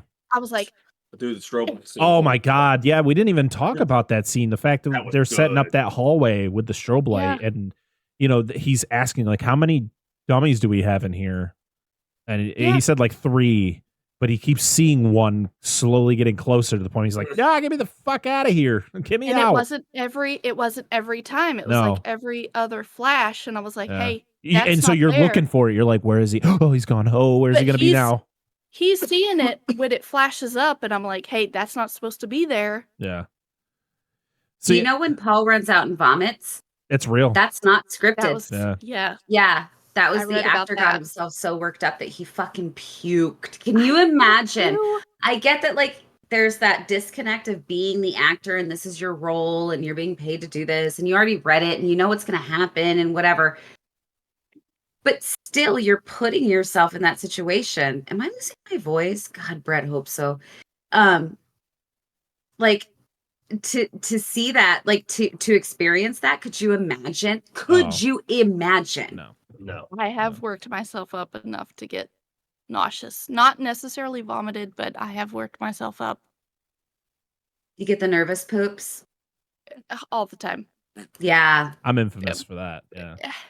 My anxiety is not that's usually I don't want to dig any deeper into that, but that's what happens to me when my anxiety goes through the roof. I get the nervous peas. I have been in front of a bunch of people and I'm like, damn, I need to go pee.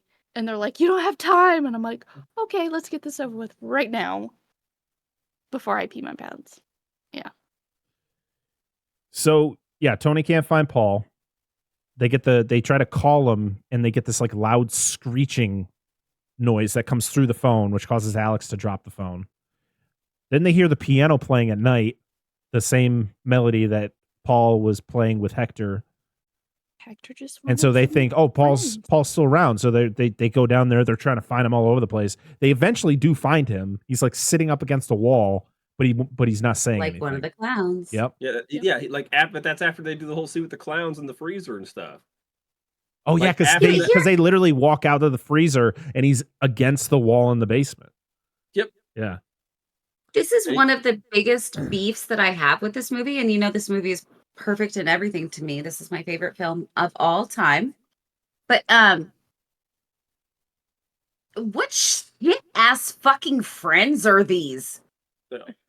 Paul fucking disappears. They're like, Paul's a dick. Yeah, they're like, Paul's done this before. Yeah, they call his phone and they get like the creepiest, most terrifying thing to happen over a cell phone. Remember, this is 2008. If you didn't have good service, your phone didn't even ring. So it's not even like he was in a bad area. It was just like you picked it up and hell answered the phone. Right. And then he finally fucking reappears and they're like, fuck you, you suck, you piece of shit. It's like, hi, you selfish assholes. Let's ask what happened to your friend. Like, what are you doing? Yeah, because then he goes to his room and like doesn't come out. Like he just lays in bed. He sleeps for days. Yeah.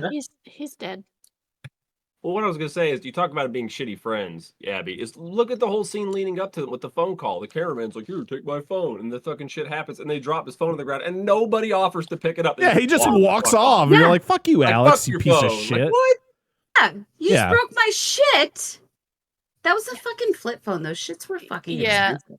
Yeah. We'll get you a new one at the end. And we talked about this scene earlier, the fact that Tony is like, nah, I'm done. I'm quitting. He does his thing. But then Mac like takes him somewhere and kind of tells him about what's going on, that like they're fucked. Like they don't have any money. Just his wiener gets him to stay. He probably That's does. not true for anybody who hasn't Mac's seen like, it. look at it. He's like, I'll show you a big old hog. And he's like, all right, I guess I'll stay for the hog. Starts running his fingers up his thigh. Listen, there's a lot you don't know, but you want to know. You just hear some oinking from the pants. Little tickle on the tape. Boy, that hog is cold. Ew, Gabby, what the fuck? Yeah, just the tip of the fingernail, dude. What the fuck am I? Ew. And he's like, "Hang on a second, let me eat It's this the holes and numb alcohol my throat talking at before the we start right doing that throat in action." It's got to make sure that callus is all built up strong. Okay, moving on. Listen, there was only one female in this group, and she was taken. There were several other males. Dude, listen, We don't know what all they did. No Listen, kink shame here. I don't- I mean, a hole's a hole. Holes is Yes, holes. a cat is fine too. Yep, I don't Just saying. Booms, Booms, judge I'm people. obsessed with you for that, by the way. I don't judge people for what they're into. So, you do what you got to do. No, there's It no is a shame. weird scene though, because it's kind of like this Hallmark moment. They're just in this lovely field. I know, I thought and the it seemed- flowers. Yeah, it seemed out of place. Hey, there's Hands on shoulders. The there's Knees Brokeback up. Mountains musical Yeah. starts coming There. on. The swelling orchestra. So the haunt has officially started, and shit goes down. Alex is wearing a vest. Alex is wearing his vest. He gives his pep talk to all the actors. They all go get set up. We see the girl getting her shirt cut. You get Joey dressed up as a clown, and then everything starts to happen. Slightly Everybody's less inspiring than the Braveheart speech. I'll say that. yeah. I mean, It didn't really get me all pumped up. It was more of it got to the point where Max was like, okay, I'm going to go take them away because you're just being weird. Well, I think that this scene is the only huge issue that I had with the acting in this is the way that Alex was like, the actor playing him, like I can hear his inner monologue that like, okay, I have to be building them up, but I'm also terrified. And I also know that something's going to happen. So like they say action and he's there in that stupid fucking vest. And it's like, hey guys, we're gonna do this. And it's so forced. And to me, that's the worst scene of the entire film. Yeah. It's just the acting in it is so bad. So yeah, Shame on you, Alex. yeah. Yeah, you Suck. cocksucker. Take your vest off, dick. So yeah, everything is going smooth so far. Well, except for there's a little bit of couple hiccups, like the walkies aren't working right, and just small, basic things that usually happen with these type of things. But then Joey just runs out of the basement. Like a little bitch. Yeah, he just Little bitch. yeah he's out of there, which He causes the promised girl. to I'm sorry. her. I'm sorry though. That shouldn't even be a thing. You should have it to the point where she can get out of it whenever she wants. Like Yeah, it was the fact that she is actually locked in those cuffs or in those shackles, like fuck that. Did you see what she was shackled with? It was like Yeah, this wide. it's like that. Like, and it nope. looked like she could just go like woo Yeah. and leave. If we can be honest, I've actually owned shackles like that before. That lining, you can get right out of it. no safe word involved. www.onlyfans.com/Gabby. There you go. There it is. I'm lying. I'm lying. That doesn't exist. It's I'm kinda- sorry, she's outshining you right now. So yeah, so Let's just say I own them, but I never used them. Marriage. so she gets attacked in the basement by a cloaked figure. I love you. That's also part of marriage. That's normal. Yeah, He missed Everybody's- it. No, I'm glad you caught that, but he missed it. everybody's trying to get out of the basement. She gets attacked and dies. And a giant hole just opens up in the basement and just sucks her in. She's just bye. The portal to hell. Wee. And this is when the doors start shutting on their own. So like every time one of the main people try to get outside of the hotel, the door would shut on them and they can't get out. They let all the guests out, just not any of the main crew there. they've been marked, soul marked. So they go up to the attic. Oh, sorry. Go ahead.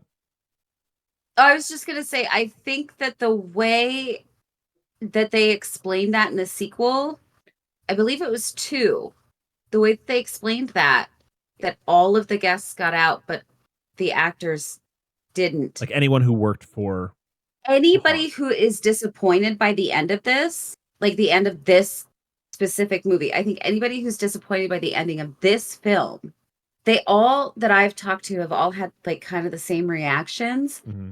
I would love for them to watch 2 and 3 and then come back. and think about, watch 1, watch 2, watch 3, then watch 1 again. Yeah. Even if you don't want to watch the whole thing, just watch the ending again and see like the way that everything ties together so well. Like the way that Stephen Cognetti thought ahead. Right. That like, okay, in the first movie, it's like, why? Are you kidding me? Did you run out of ideas? Did you, where is this coming from? Like you just needed a way to wrap it up. When you watch the sequels, you're like, genius. Yeah. I just always think ghosts cheat. Every time I see one of these movies, it's like, you fucking cheating ghosts. Yeah. Hey, listen, they're dead and they could do whatever the fuck they want now. Yeah. I would. I would. Ghosts, they have sex with people.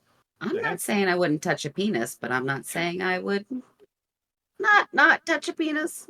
So Mac and Sarah go to the attic and they find Alex up there hanging from the ceiling.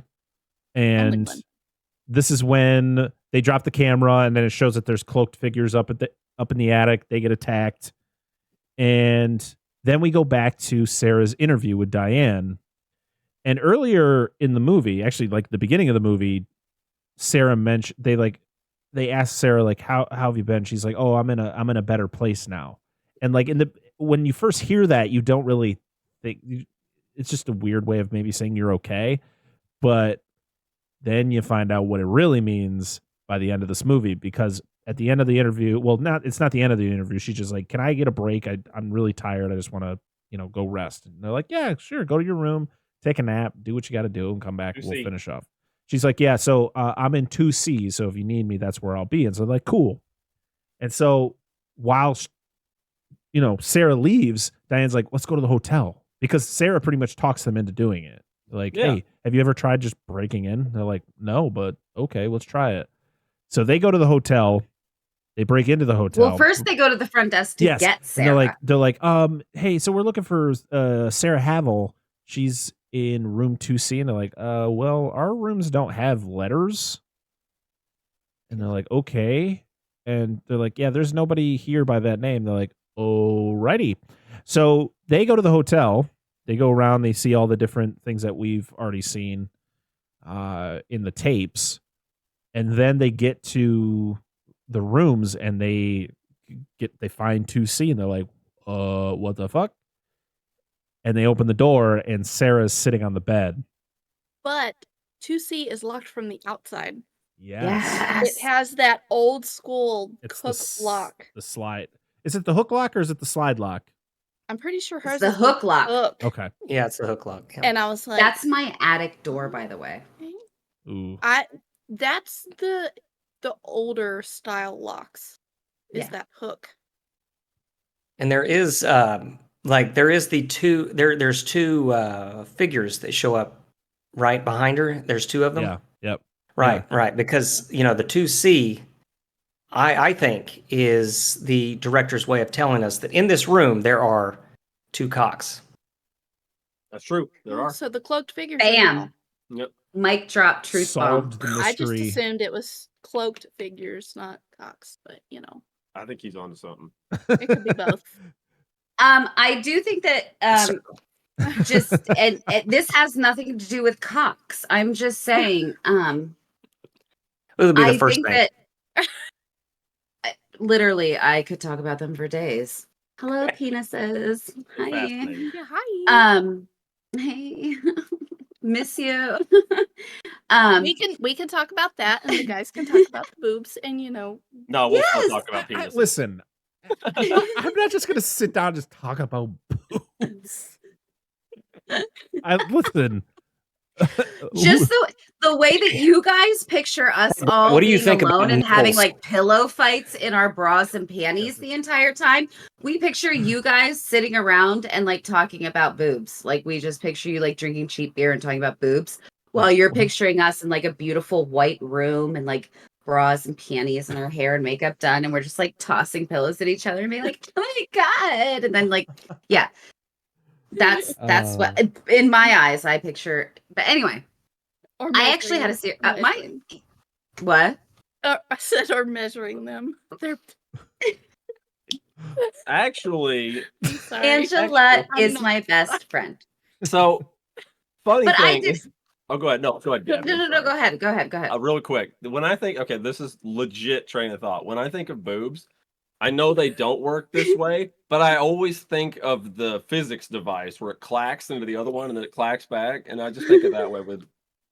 I don't know why, but that's just what I think of.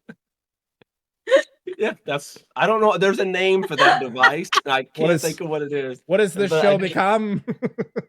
Listen. Is it because when we get older, they fall down under our armpits? No, I don't. I'm We not lay talking about down, anything we like lay that. down and our boobs just go to the sides, and it just makes us sad. Is that why? And then we go like this with one, and it just comes up. And then we do like this with the other. And it's just like, bam. Something like that. I can't answer this question. I get it. Parker's gonna have a blast editing this, but carry on, Gabby. You had a relevant point to make. Actually, my point. I was gonna say something about the movie. I think that we can kind of like the ending of this movie. It's a climax. It's a good climax, but it's not like Is there ever a bad overwhelming. climax? The rest of the damn. I mean, just No. keep it to the lower back, not on your hair. That's Sorry. okay. Sorry. I'm gonna be quiet. If it's hair washing day, it's okay. You just have to ask first. Saying. I'm sorry, Parker. I'm just gonna start talking to her. Ma'am, may I frost the drapes? She will take it in the hair. She doesn't care. Listen, I have been wondering the whole time what Don't that put it is up her nose till it behind burns. you. Where she's from. I'm just saying. Oh, fuck. This is great. This is Sam. Sam the Clam. She has been part of this podcast the entire run of it, the last 2.5 years. She just sits in the background in different positions because my wife and daughter like to play jokes on me. It was a model because my wife went to school to be a hairdresser, and this was a model, okay. and it just finds its way around my basement. I thought it was an Al Snow reference. I'm not gonna lie. Well, I thought it was where you had actually, your... Are you making up a story? It plays well with the movie because the fact that there's like weird mannequins and That's fair. stuff around. So it was actually the Michael Myers mask. The thing I had the Michael Myers mask. That's what on. I was gonna say. I assume that's where you set the Michael Myers. I know. But okay. Okay. But anyway. So I just want to say I blame Diane But yeah, for 3 of the 5 of us have had drinks, so it's bound to go anywhere tonight. 3 of the 5 of us. Who else? More than just one. Oh, I had a drink, I had did. one. but that doesn't. Several. She had 2. I had 1.5. So Well, I had 2 on the show. I had like 2 before that. oh, drunk see, as hell. she was prepared. Oh, Alright, I'm go ahead, wasted. But I'm sorry, Brett. I think that like the unsung hero of this film, speaking of the climax of the film, is Jonathan, the cameraman. Yeah. Played by my best friend Joe Bandelli. He would probably sue me if he heard me say that because it's not true. He ain't But- listening to this. It's okay. No, he'll never listen to it. He probably won't even listen to when he's on our show. But but I'm just saying, like, because this whole movie you go through, and it is a typical. The one thing that's typical about this movie is it's a typical found footage movie. Everybody is making bad decisions. They're making the wrong decision. They're doing everything exact opposite of what common sense would tell you to do, right? And it all fucking implodes on them, and everything just goes wrong. And then Diane, she is the same thing. This reporter, she's like, oh, 2C, it's not in this hotel. Let's go look at Hell House. I mean, did you not hear everything that fucking Sarah just told you? Okay, well, let's go there anyway. And then they get there, and Jonathan's like the only voice of reason in the entire film that she's like, let's go inside. And he's like, let's not. Yeah, that's why I say I blame Diane for them getting killed. Yeah. He is my favorite character in all 3 films of the trilogy. Actually, the funny thing is I think it's almost any time somebody has the camera because Paul made valid points about like we need to leave, and then when the one dude took over for Paul, when they started going down to the basement, he's like, "Dude, we should get the fuck out of here." I don't know if that's like a thread throughout this franchise, but it seems like whoever has the camera probably says something like, "Hey, maybe we should fucking leave." Somebody's like, "No, nonsense, Nonsense, I mean- poopy pants." thank Yeah. you." Paul didn't say let's leave until he realized he wasn't going to see titties, because even if he That's saw that girl in the room in his face, if her boobs were out, he probably wouldn't have freaked out so bad. Okay, He'd have been like, oh my God, hey. Like But- he but- would have been like, oh shit. he did at least like speak up, like there's something not right happening here. Yeah. Everybody thought he was fucking around. But the fact that he saw the figure in the room the first night, and he assumed it was Sarah. Why didn't he say something to Sarah like, "Hey, did you come in my room last night? Yeah. Do you sleepwalk?" Like, that should have been like the overall. I'd have been done that night He said that if I was Paul. I think she said, didn't she say, "Are you sleepwalking? Are you sleepwalking again? Or are you sleepwalking?" Like, I think like she does, and like it's a known thing. I But, still like, would I have don't been done. Like, I don't want to. And he didn't like shut his door ever. Yeah, what the fuck, dude? Yeah, and no offense, like you're a grown ass man, and I'm not saying that you should beat a woman, but I am saying that like you wake up or you're doing shit in the middle of the night, like you're on your camera and you see this sleepwalking, very tiny, because we see it literally in the next scene when she's laying on the bed. She's this big. You don't have to like mush her face. You can just brush past her. You can give her a little shoulder check.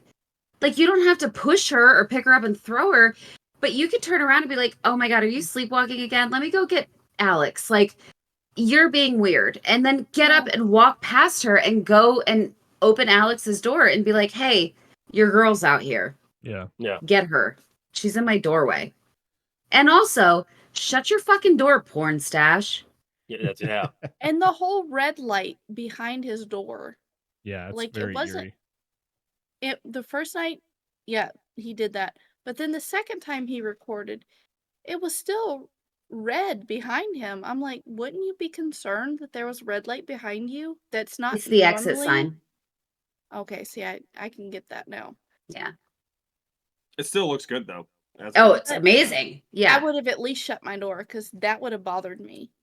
Whether creepy shit was happening or not, that's like that episode of Seinfeld when Kenny Rogers Chicken opens up across the street and Kramer and Jerry trade apartments, and they both go nuts when the red light's shining in their door The best or in their windows. the best door open from Kramer ever is when he opens the door out of Jerry's apartment and the light hits him, and he does almost the thing that Michael Jackson did in Smooth Criminal, where he's just like, "Whoa!"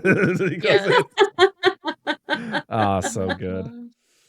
Yeah. Well, that's it. I mean, that's it. That's the end of Hell House LLC. They just made poor decisions the entire time because with the whole thing with the clown moving, I'd have been done. I'd have found my way out, climbed out a window. I'd have gone to the top floor, like what's her face in Halloween, JB. I would have. And what's her Vice. face? No, JB I and don't remember who does it. I'd have busted through the damn window at the top of the Jamie Lloyd top and level. Rachel. Yeah. I'd have busted out the window.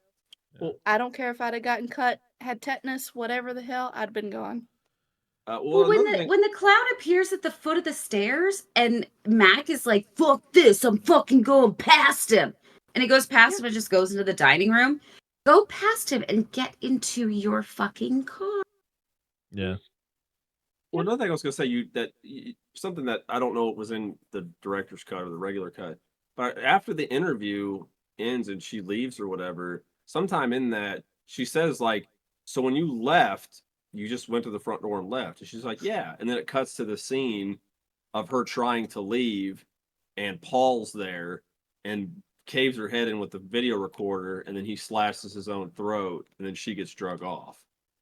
Yeah. And then it cuts to them at the Hell House. So you're like, oh, by that point, that is after Diane and Jonathan had left. So it switches perspectives that it's very subtle, but it says it, but it's subtle that at some point it separates that Mitchell is watching the rest of it. Yeah. And so she says that, and then she's like, "I'm in room 2C." And so they leave to go find room 2C, and then they go to Hell House, and then that's Mitchell watching, like, and then that's when they're in the house, and he's calling, and she's like, "Oh, Mitchell's calling." That bitch, that's your producer. Yeah, Answer the fucking phone. That's what I figured was going on, but I just make a mention of that she actually did get her ass kicked. And Yeah. But she's absorb like what the fuck making happens to fun of him before they leave. Like, are you scared of ghosts? I'm like, you see "Fuck all you, the shit that champ." happened and the people that were involved in this? There's Have you probably not some been going- talking to this girl for the past hour and a half, Diane? Yeah. They are literally talking to her at a dining room table. It's like an apartment wall behind them with the whole Light switch. a light switch and the outlet. Like it's just a blank apartment wall. And they're at the dining room table. And I'm like, no. Because all you see is the reflection of her talking to him, trying to get him to go to this place. And I'd been like, no. Yeah, nah, bitch. Because they ask her at the very beginning, are you okay? She's not okay. I No. mean, you can physically see it on her body. She's not okay. She's fucked, bro. I would have not gone. I'd have Keith been gone in the Morrison would opposite have ended the direction. interview. And Been who doesn't done. love Keith Morrison? I don't know who that is. I don't either. Dateline, Yeah. NBC, the voice Oh. from Dateline NBC. Oh, okay.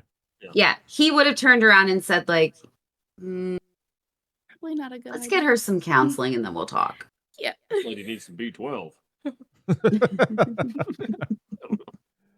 Oh man. All Some right. Vitamin D.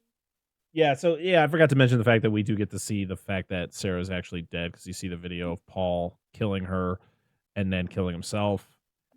And yeah, and then the event happens with Diane and her cameraman at He 2C. kills the shit out of her, by the way. Oh yeah. Fuck yeah, he does. And yeah, and that is the end of Hell House LLC.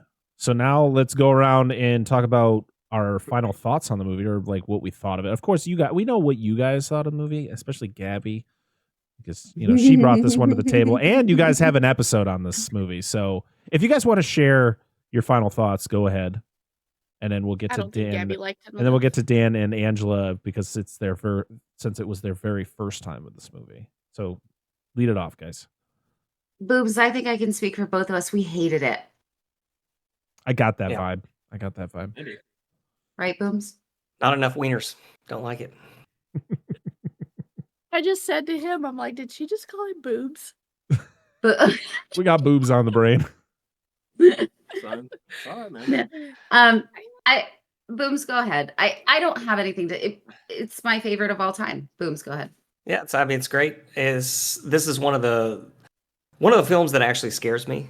And for a long time, I didn't think another film would scare me, and this one came along and did. I really, really enjoy this one. I won't take too long because I know we've been going long already. It's a good film. You should watch it. All right. Dan, Angela? You're so funny. I definitely was not disappointed in this. I went in this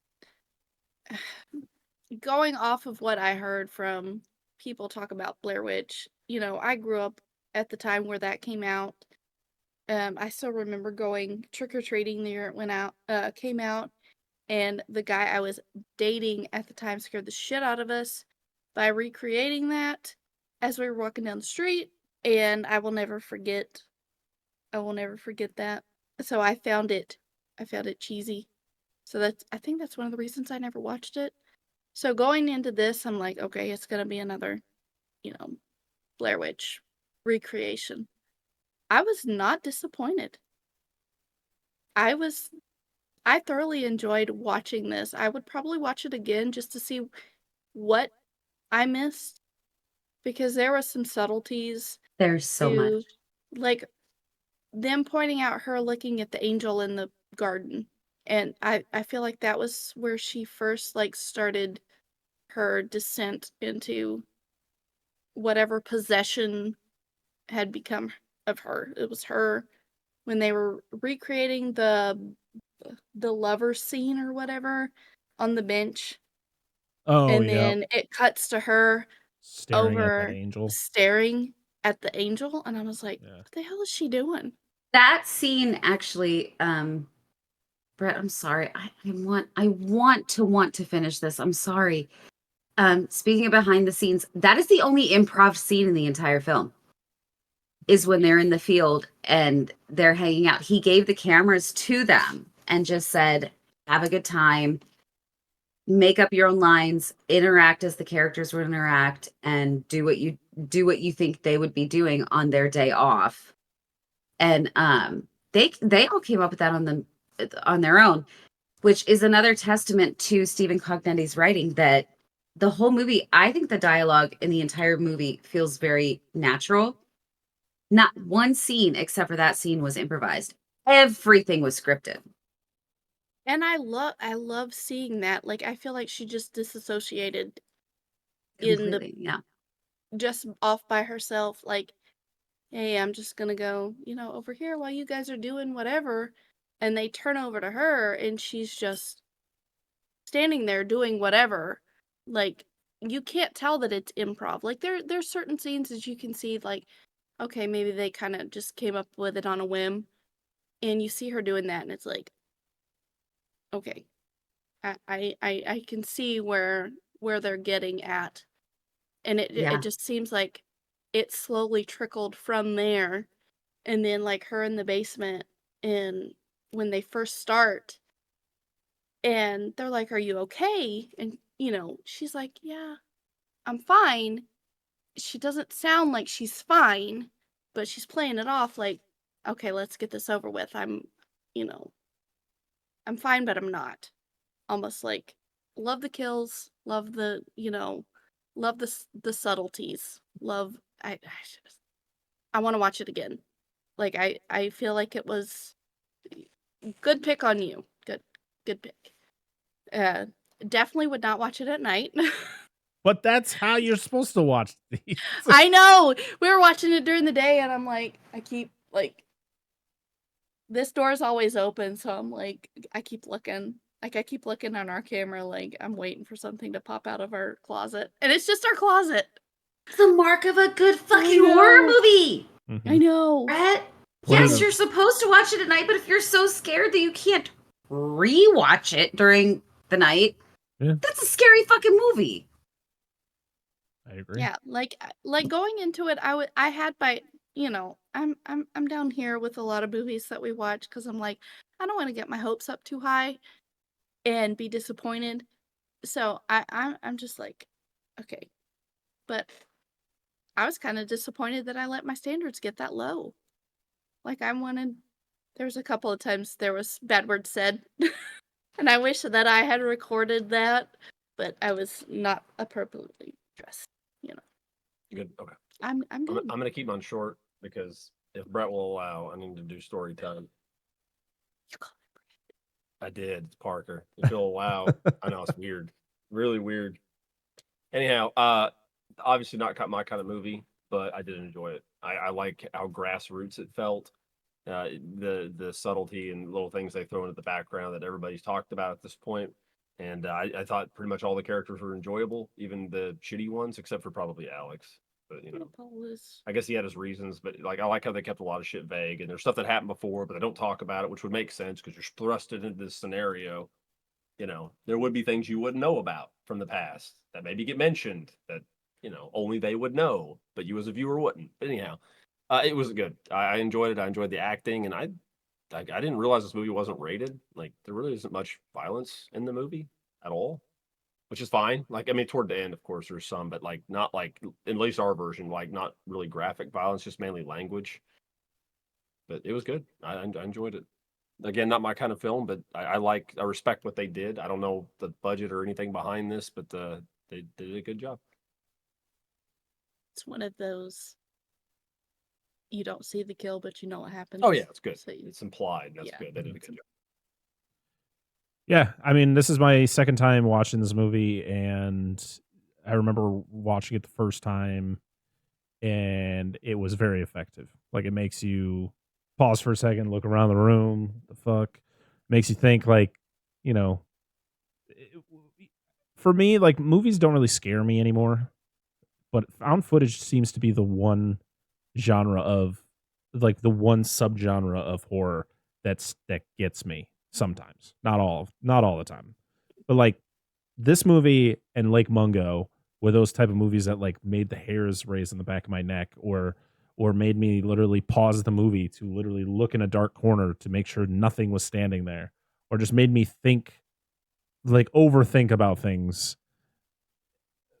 yes, for me, I feel like you kind of lose the effect the more you watch the movie.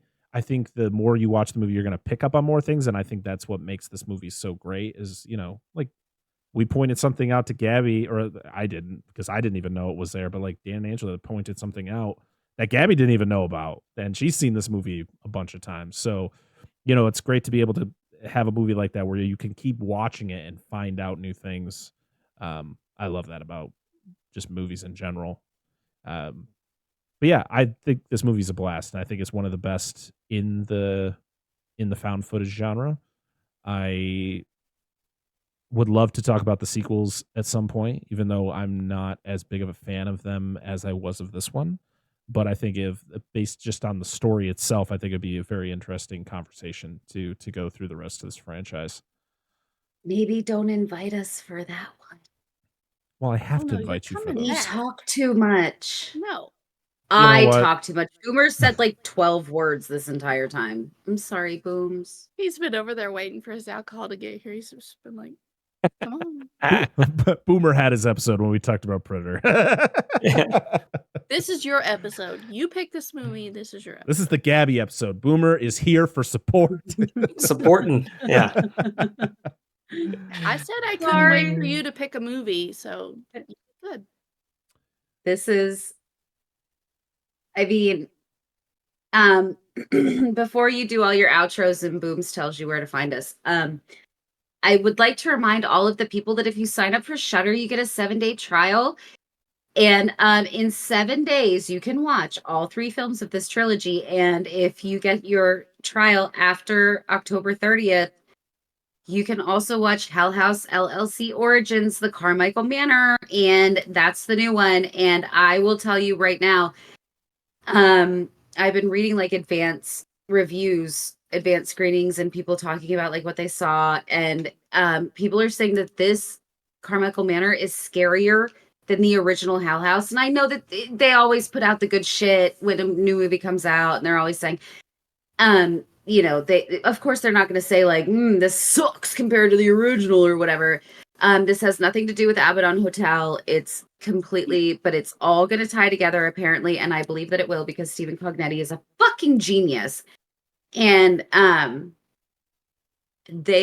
it was Dread Central got an exclusive clip to Carmichael Manor that I got the alert for on my phone at 11:30 in the morning when I went to lunch at 1:00 and the sun was directly over me and I was sitting at a picnic bench.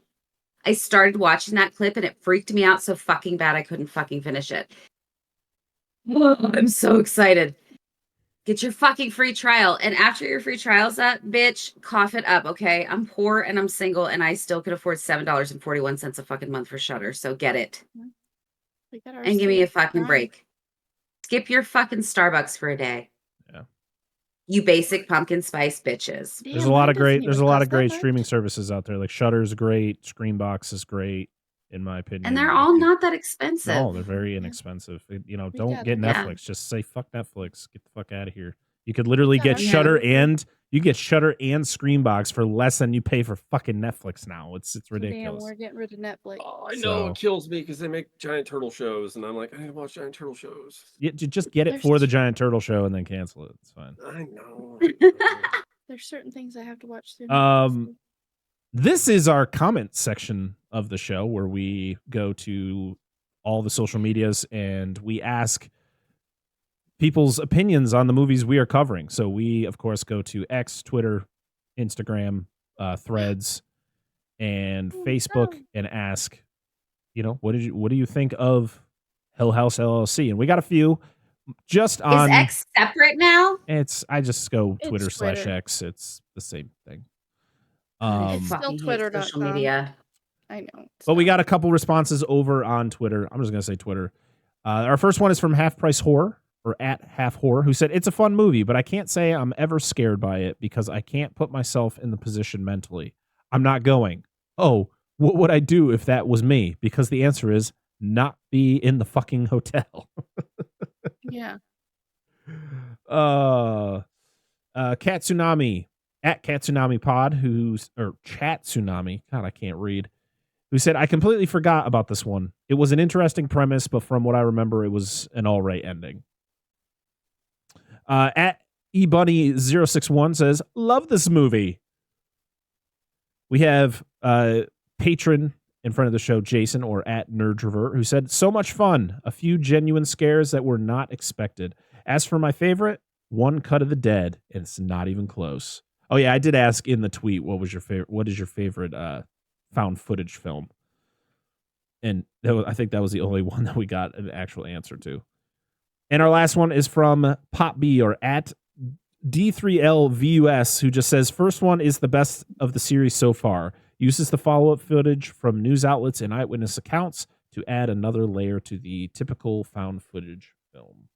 I don't think we got anything on Instagram. So thank you to everybody who sent us a comment, because we appreciate, we always love reading them on the show. All right, Dan, did you want to tell your story? Yes, real quick. All right. So there I was. I was 13 years old. What are we in? So I'm 38 now? So yeah, I'm 37. I'm 38 next year. Sorry. So Listen, don't make me older than I already 24 am. years old. We had an abandoned property, catty corner to the apartment complex I lived in, surrounded by a tree row. I live in the Midwest. There was a lot of windbreak tree rows. So me and my buddy's like, hey, let's sneak into this house. I'm like, great. That's one I hadn't been in yet. Let's totally fucking do this. So we snuck into the house. It's on the outskirts of this town I lived in. We walked in. You walk in, there's a grain silo on your right, big fucking old farmhouse on the left. We figured we can't get into the doors, but they've got an outside cellar access. Go through the cellar access, worm our way back through. Upstairs, go up through the kitchen. There's a bunch of junk in it. We found a fucking drawer, like a suitcase, an old suitcase, full of checks, like just written checks. Like, I don't know if then look at the back of them, see if there's a sign. We're just like, this is unusual as fuck. So just a whole suitcase full of them. And then we went around the house, looked for some more, went upstairs, found huge plates of glass and styrofoam. And this one room, it was a big open room upstairs. It was a big window, all these big things. We ended up breaking them, like, because we were pieces of shit teenagers. That was the only thing we broke in the house. We're like, fuck it, we're done here. Let's leave. We've been in the house for like an hour, 15 minutes, hour and 30 minutes. One thing I want to note, when we came up through the basement, we did find an old porn mag. It was just laid out, opened. So we went back to the house, went down. Was it crusty? We just looked. I didn't pick it up. I'm assuming it probably was. But we went back out through the cellar entrance, started walking back to the road. So the house had been right, grain silo on the left.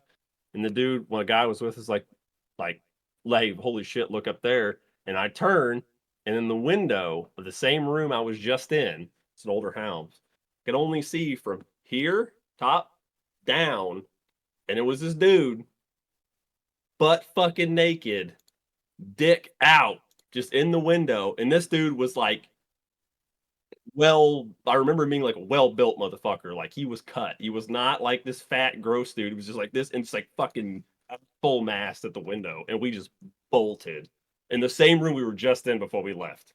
Sure as shit. That's a dick window story. Was it a ghost dick? I don't know. On the run, I remember I ran and I fell and I cut my knee open, and I still have a scar, I think, there from when I cut my knee on a piece of metal. Wow. What a story. I stumbled into the Chris Hansen house. I must have. It's not a great story, but it was the weirdest thing that ever happened to me as a kid. So what were your plans here tonight? This guy had different intentions than us, apparently. Oh, and I came out of that house if we weren't careful. We didn't hear anybody else there. It was just me and this guy I was with. So anyway. Well, before we go, and before we is a hell house. Before we let Boomer and Gabby tell us where they can find us, we're going to talk. We're just going to state what we're going to be doing next week. We're going to be talking about a movie that is celebrating its 50th anniversary, and we also have a guest for it. We have fellow podcaster Antonio from the Cultworthy podcast to talk about. I just got this beautiful 4K Blu-ray in The Exorcist from 1973. We figured since The Exorcist Believer is out and this original film is 50 years old this year, so it's a good time to rewatch it. I haven't seen this movie in a very long time, and it's going to be fun to talk about it with somebody who is very well versed in like classic movies. So it's going to be a lot of fun to, and it's going to be great to watch it in 4K. 'Cause I think the last time I watched it was on like AMC in 1998 or something. I don't know. So it's going to be a lot of fun. So yeah, next week is The Exorcist, and then we got some fun stuff coming on in the future. But before we go, Gabby, Boomer, tell us where we can find your wonderful show. And of course, you two as well. You can find us anywhere that you get your podcast. That is Podcast in the Woods. You can find us on Instagram or Twitter at Woods Podcast 1. We're on Facebook and the Slasher app. Just download the Slasher app and just search for us on either one of those at Podcast in the Woods. You can email the show at podcastinthewoods1@gmail.com. We also have a Patreon if you feel so inclined, and that is patreon.com/Woods Podcast. And yeah, that's about it. And if you're feeling extra generous, rate us and review us on whatever you listen to your shows on, and we really appreciate it. We love our listeners. We love to interact with y'all, and that's it. I can attest to that. Boomer and Gabby, they put a lot out on the social medias. They're very interactive. It's a good time. Gabby, I'm giving you credit.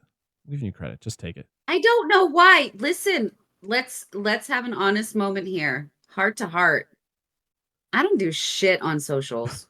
Fuck a social. Fuck a Twitter. I don't give a fuck. Twitter X, Twitter bullshit. I don't care.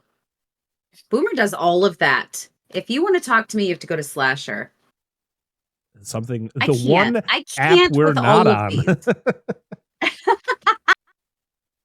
Well, if you guys want to talk to me, tell Booms that you want to email me or text me. Right. He has my number. We'll do that. But I'm just saying, like, yeah, no, it's socials.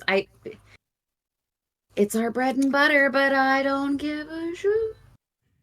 So all the links to Podcast in the Woods will be down in the description as well. Make sure you go follow them on all of the social medias, and make sure to follow this wonderful show because it's awesome. It's funny as hell. And I'm just going to shout out the episode we were on. Make sure you go over and listen to our Dead Alive episode because it is amazing. It's fantastic. It's so good. It was such a blast. I apologize in advance to anybody who hasn't heard it yet. Oh man, it's so good. It's very good. Also, listen to our last episode on our show. The last time they were on, that we talked about Predator from 1987. That was a fantastic episode. Make sure to go listen to everything. So this is our third collaboration. Actually, me and Boomer talked about Smile together. Like, we've done a lot of stuff over the last, year and a half or however long we've known each other. So make sure to check out all those great episodes. And of course, you can find us on all the social medias at Dissect That Film. And clearly you're listening to us on your favorite podcast service. So you should make sure to rate and review the show. Please. It helps our show grow, and it helps get into more people's ear holes, because that's where we want to be. We want to be in the ear holes. And you can follow us on YouTube as well. Herbert. I'm sorry. It's not what I meant, but okay. You can follow us at YouTube at youtube.com/ at Dissect That Film, where we have the video versions of all of our podcasts. Nothing special, just you get to see our faces talk about the same thing that you're going to hear on the audio versions. And we have a Patreon, patreon.com/ Dissect That Film, where we have 3 tiers as of right now. We have $1 tier. We have a $3 tier which is our new home for our Monster Zone show. And then we have a $5 tier, which will have extra stuff come 2024. So we got a lot of stuff brewing over there. And I think that's about it. Dan and Angela. Can I add something real quick? Yeah, go ahead. Everybody look out for when Angela and I take over the podcasting world. Yes. We are going to become the most prolific podcasters of all time. Hell yeah. We're going to run the world. You're welcome. It's going to be great. I can't wait. Looking forward to it. And of course, I want to thank all of our patrons over on Patreon, because you are amazing and you help us grow. And we thank you for your contributions to the show. And to everybody who listens to the show and watches the show, we love you. And thank you so much for everything you do for us, because this has been a lot of fun. And if it weren't for you guys, hyping us up, we wouldn't be doing this, hanging out with awesome people like Boomer and Gabby. It's always a great time. Who cares if it's almost 3 hours long? That's just how this shit works. And it's a blast. I'm so sorry. We don't care. I don't care. I'll care when I edit. That's the only time I care. Oh, Lord. Well, I think that's about it. Thank you again, Boomer, Gabby. Thanks, guys, so much. Amazing. Thank you. You guys Yeah, are a love blast to y'all. have on. And until next time, I am Brett Parker. That is Dan and Angela of DNA Gaming. And that is Gabby and Boomer of Podcast in the Woods. And this has been the Dissect That Film Podcast, episode 132.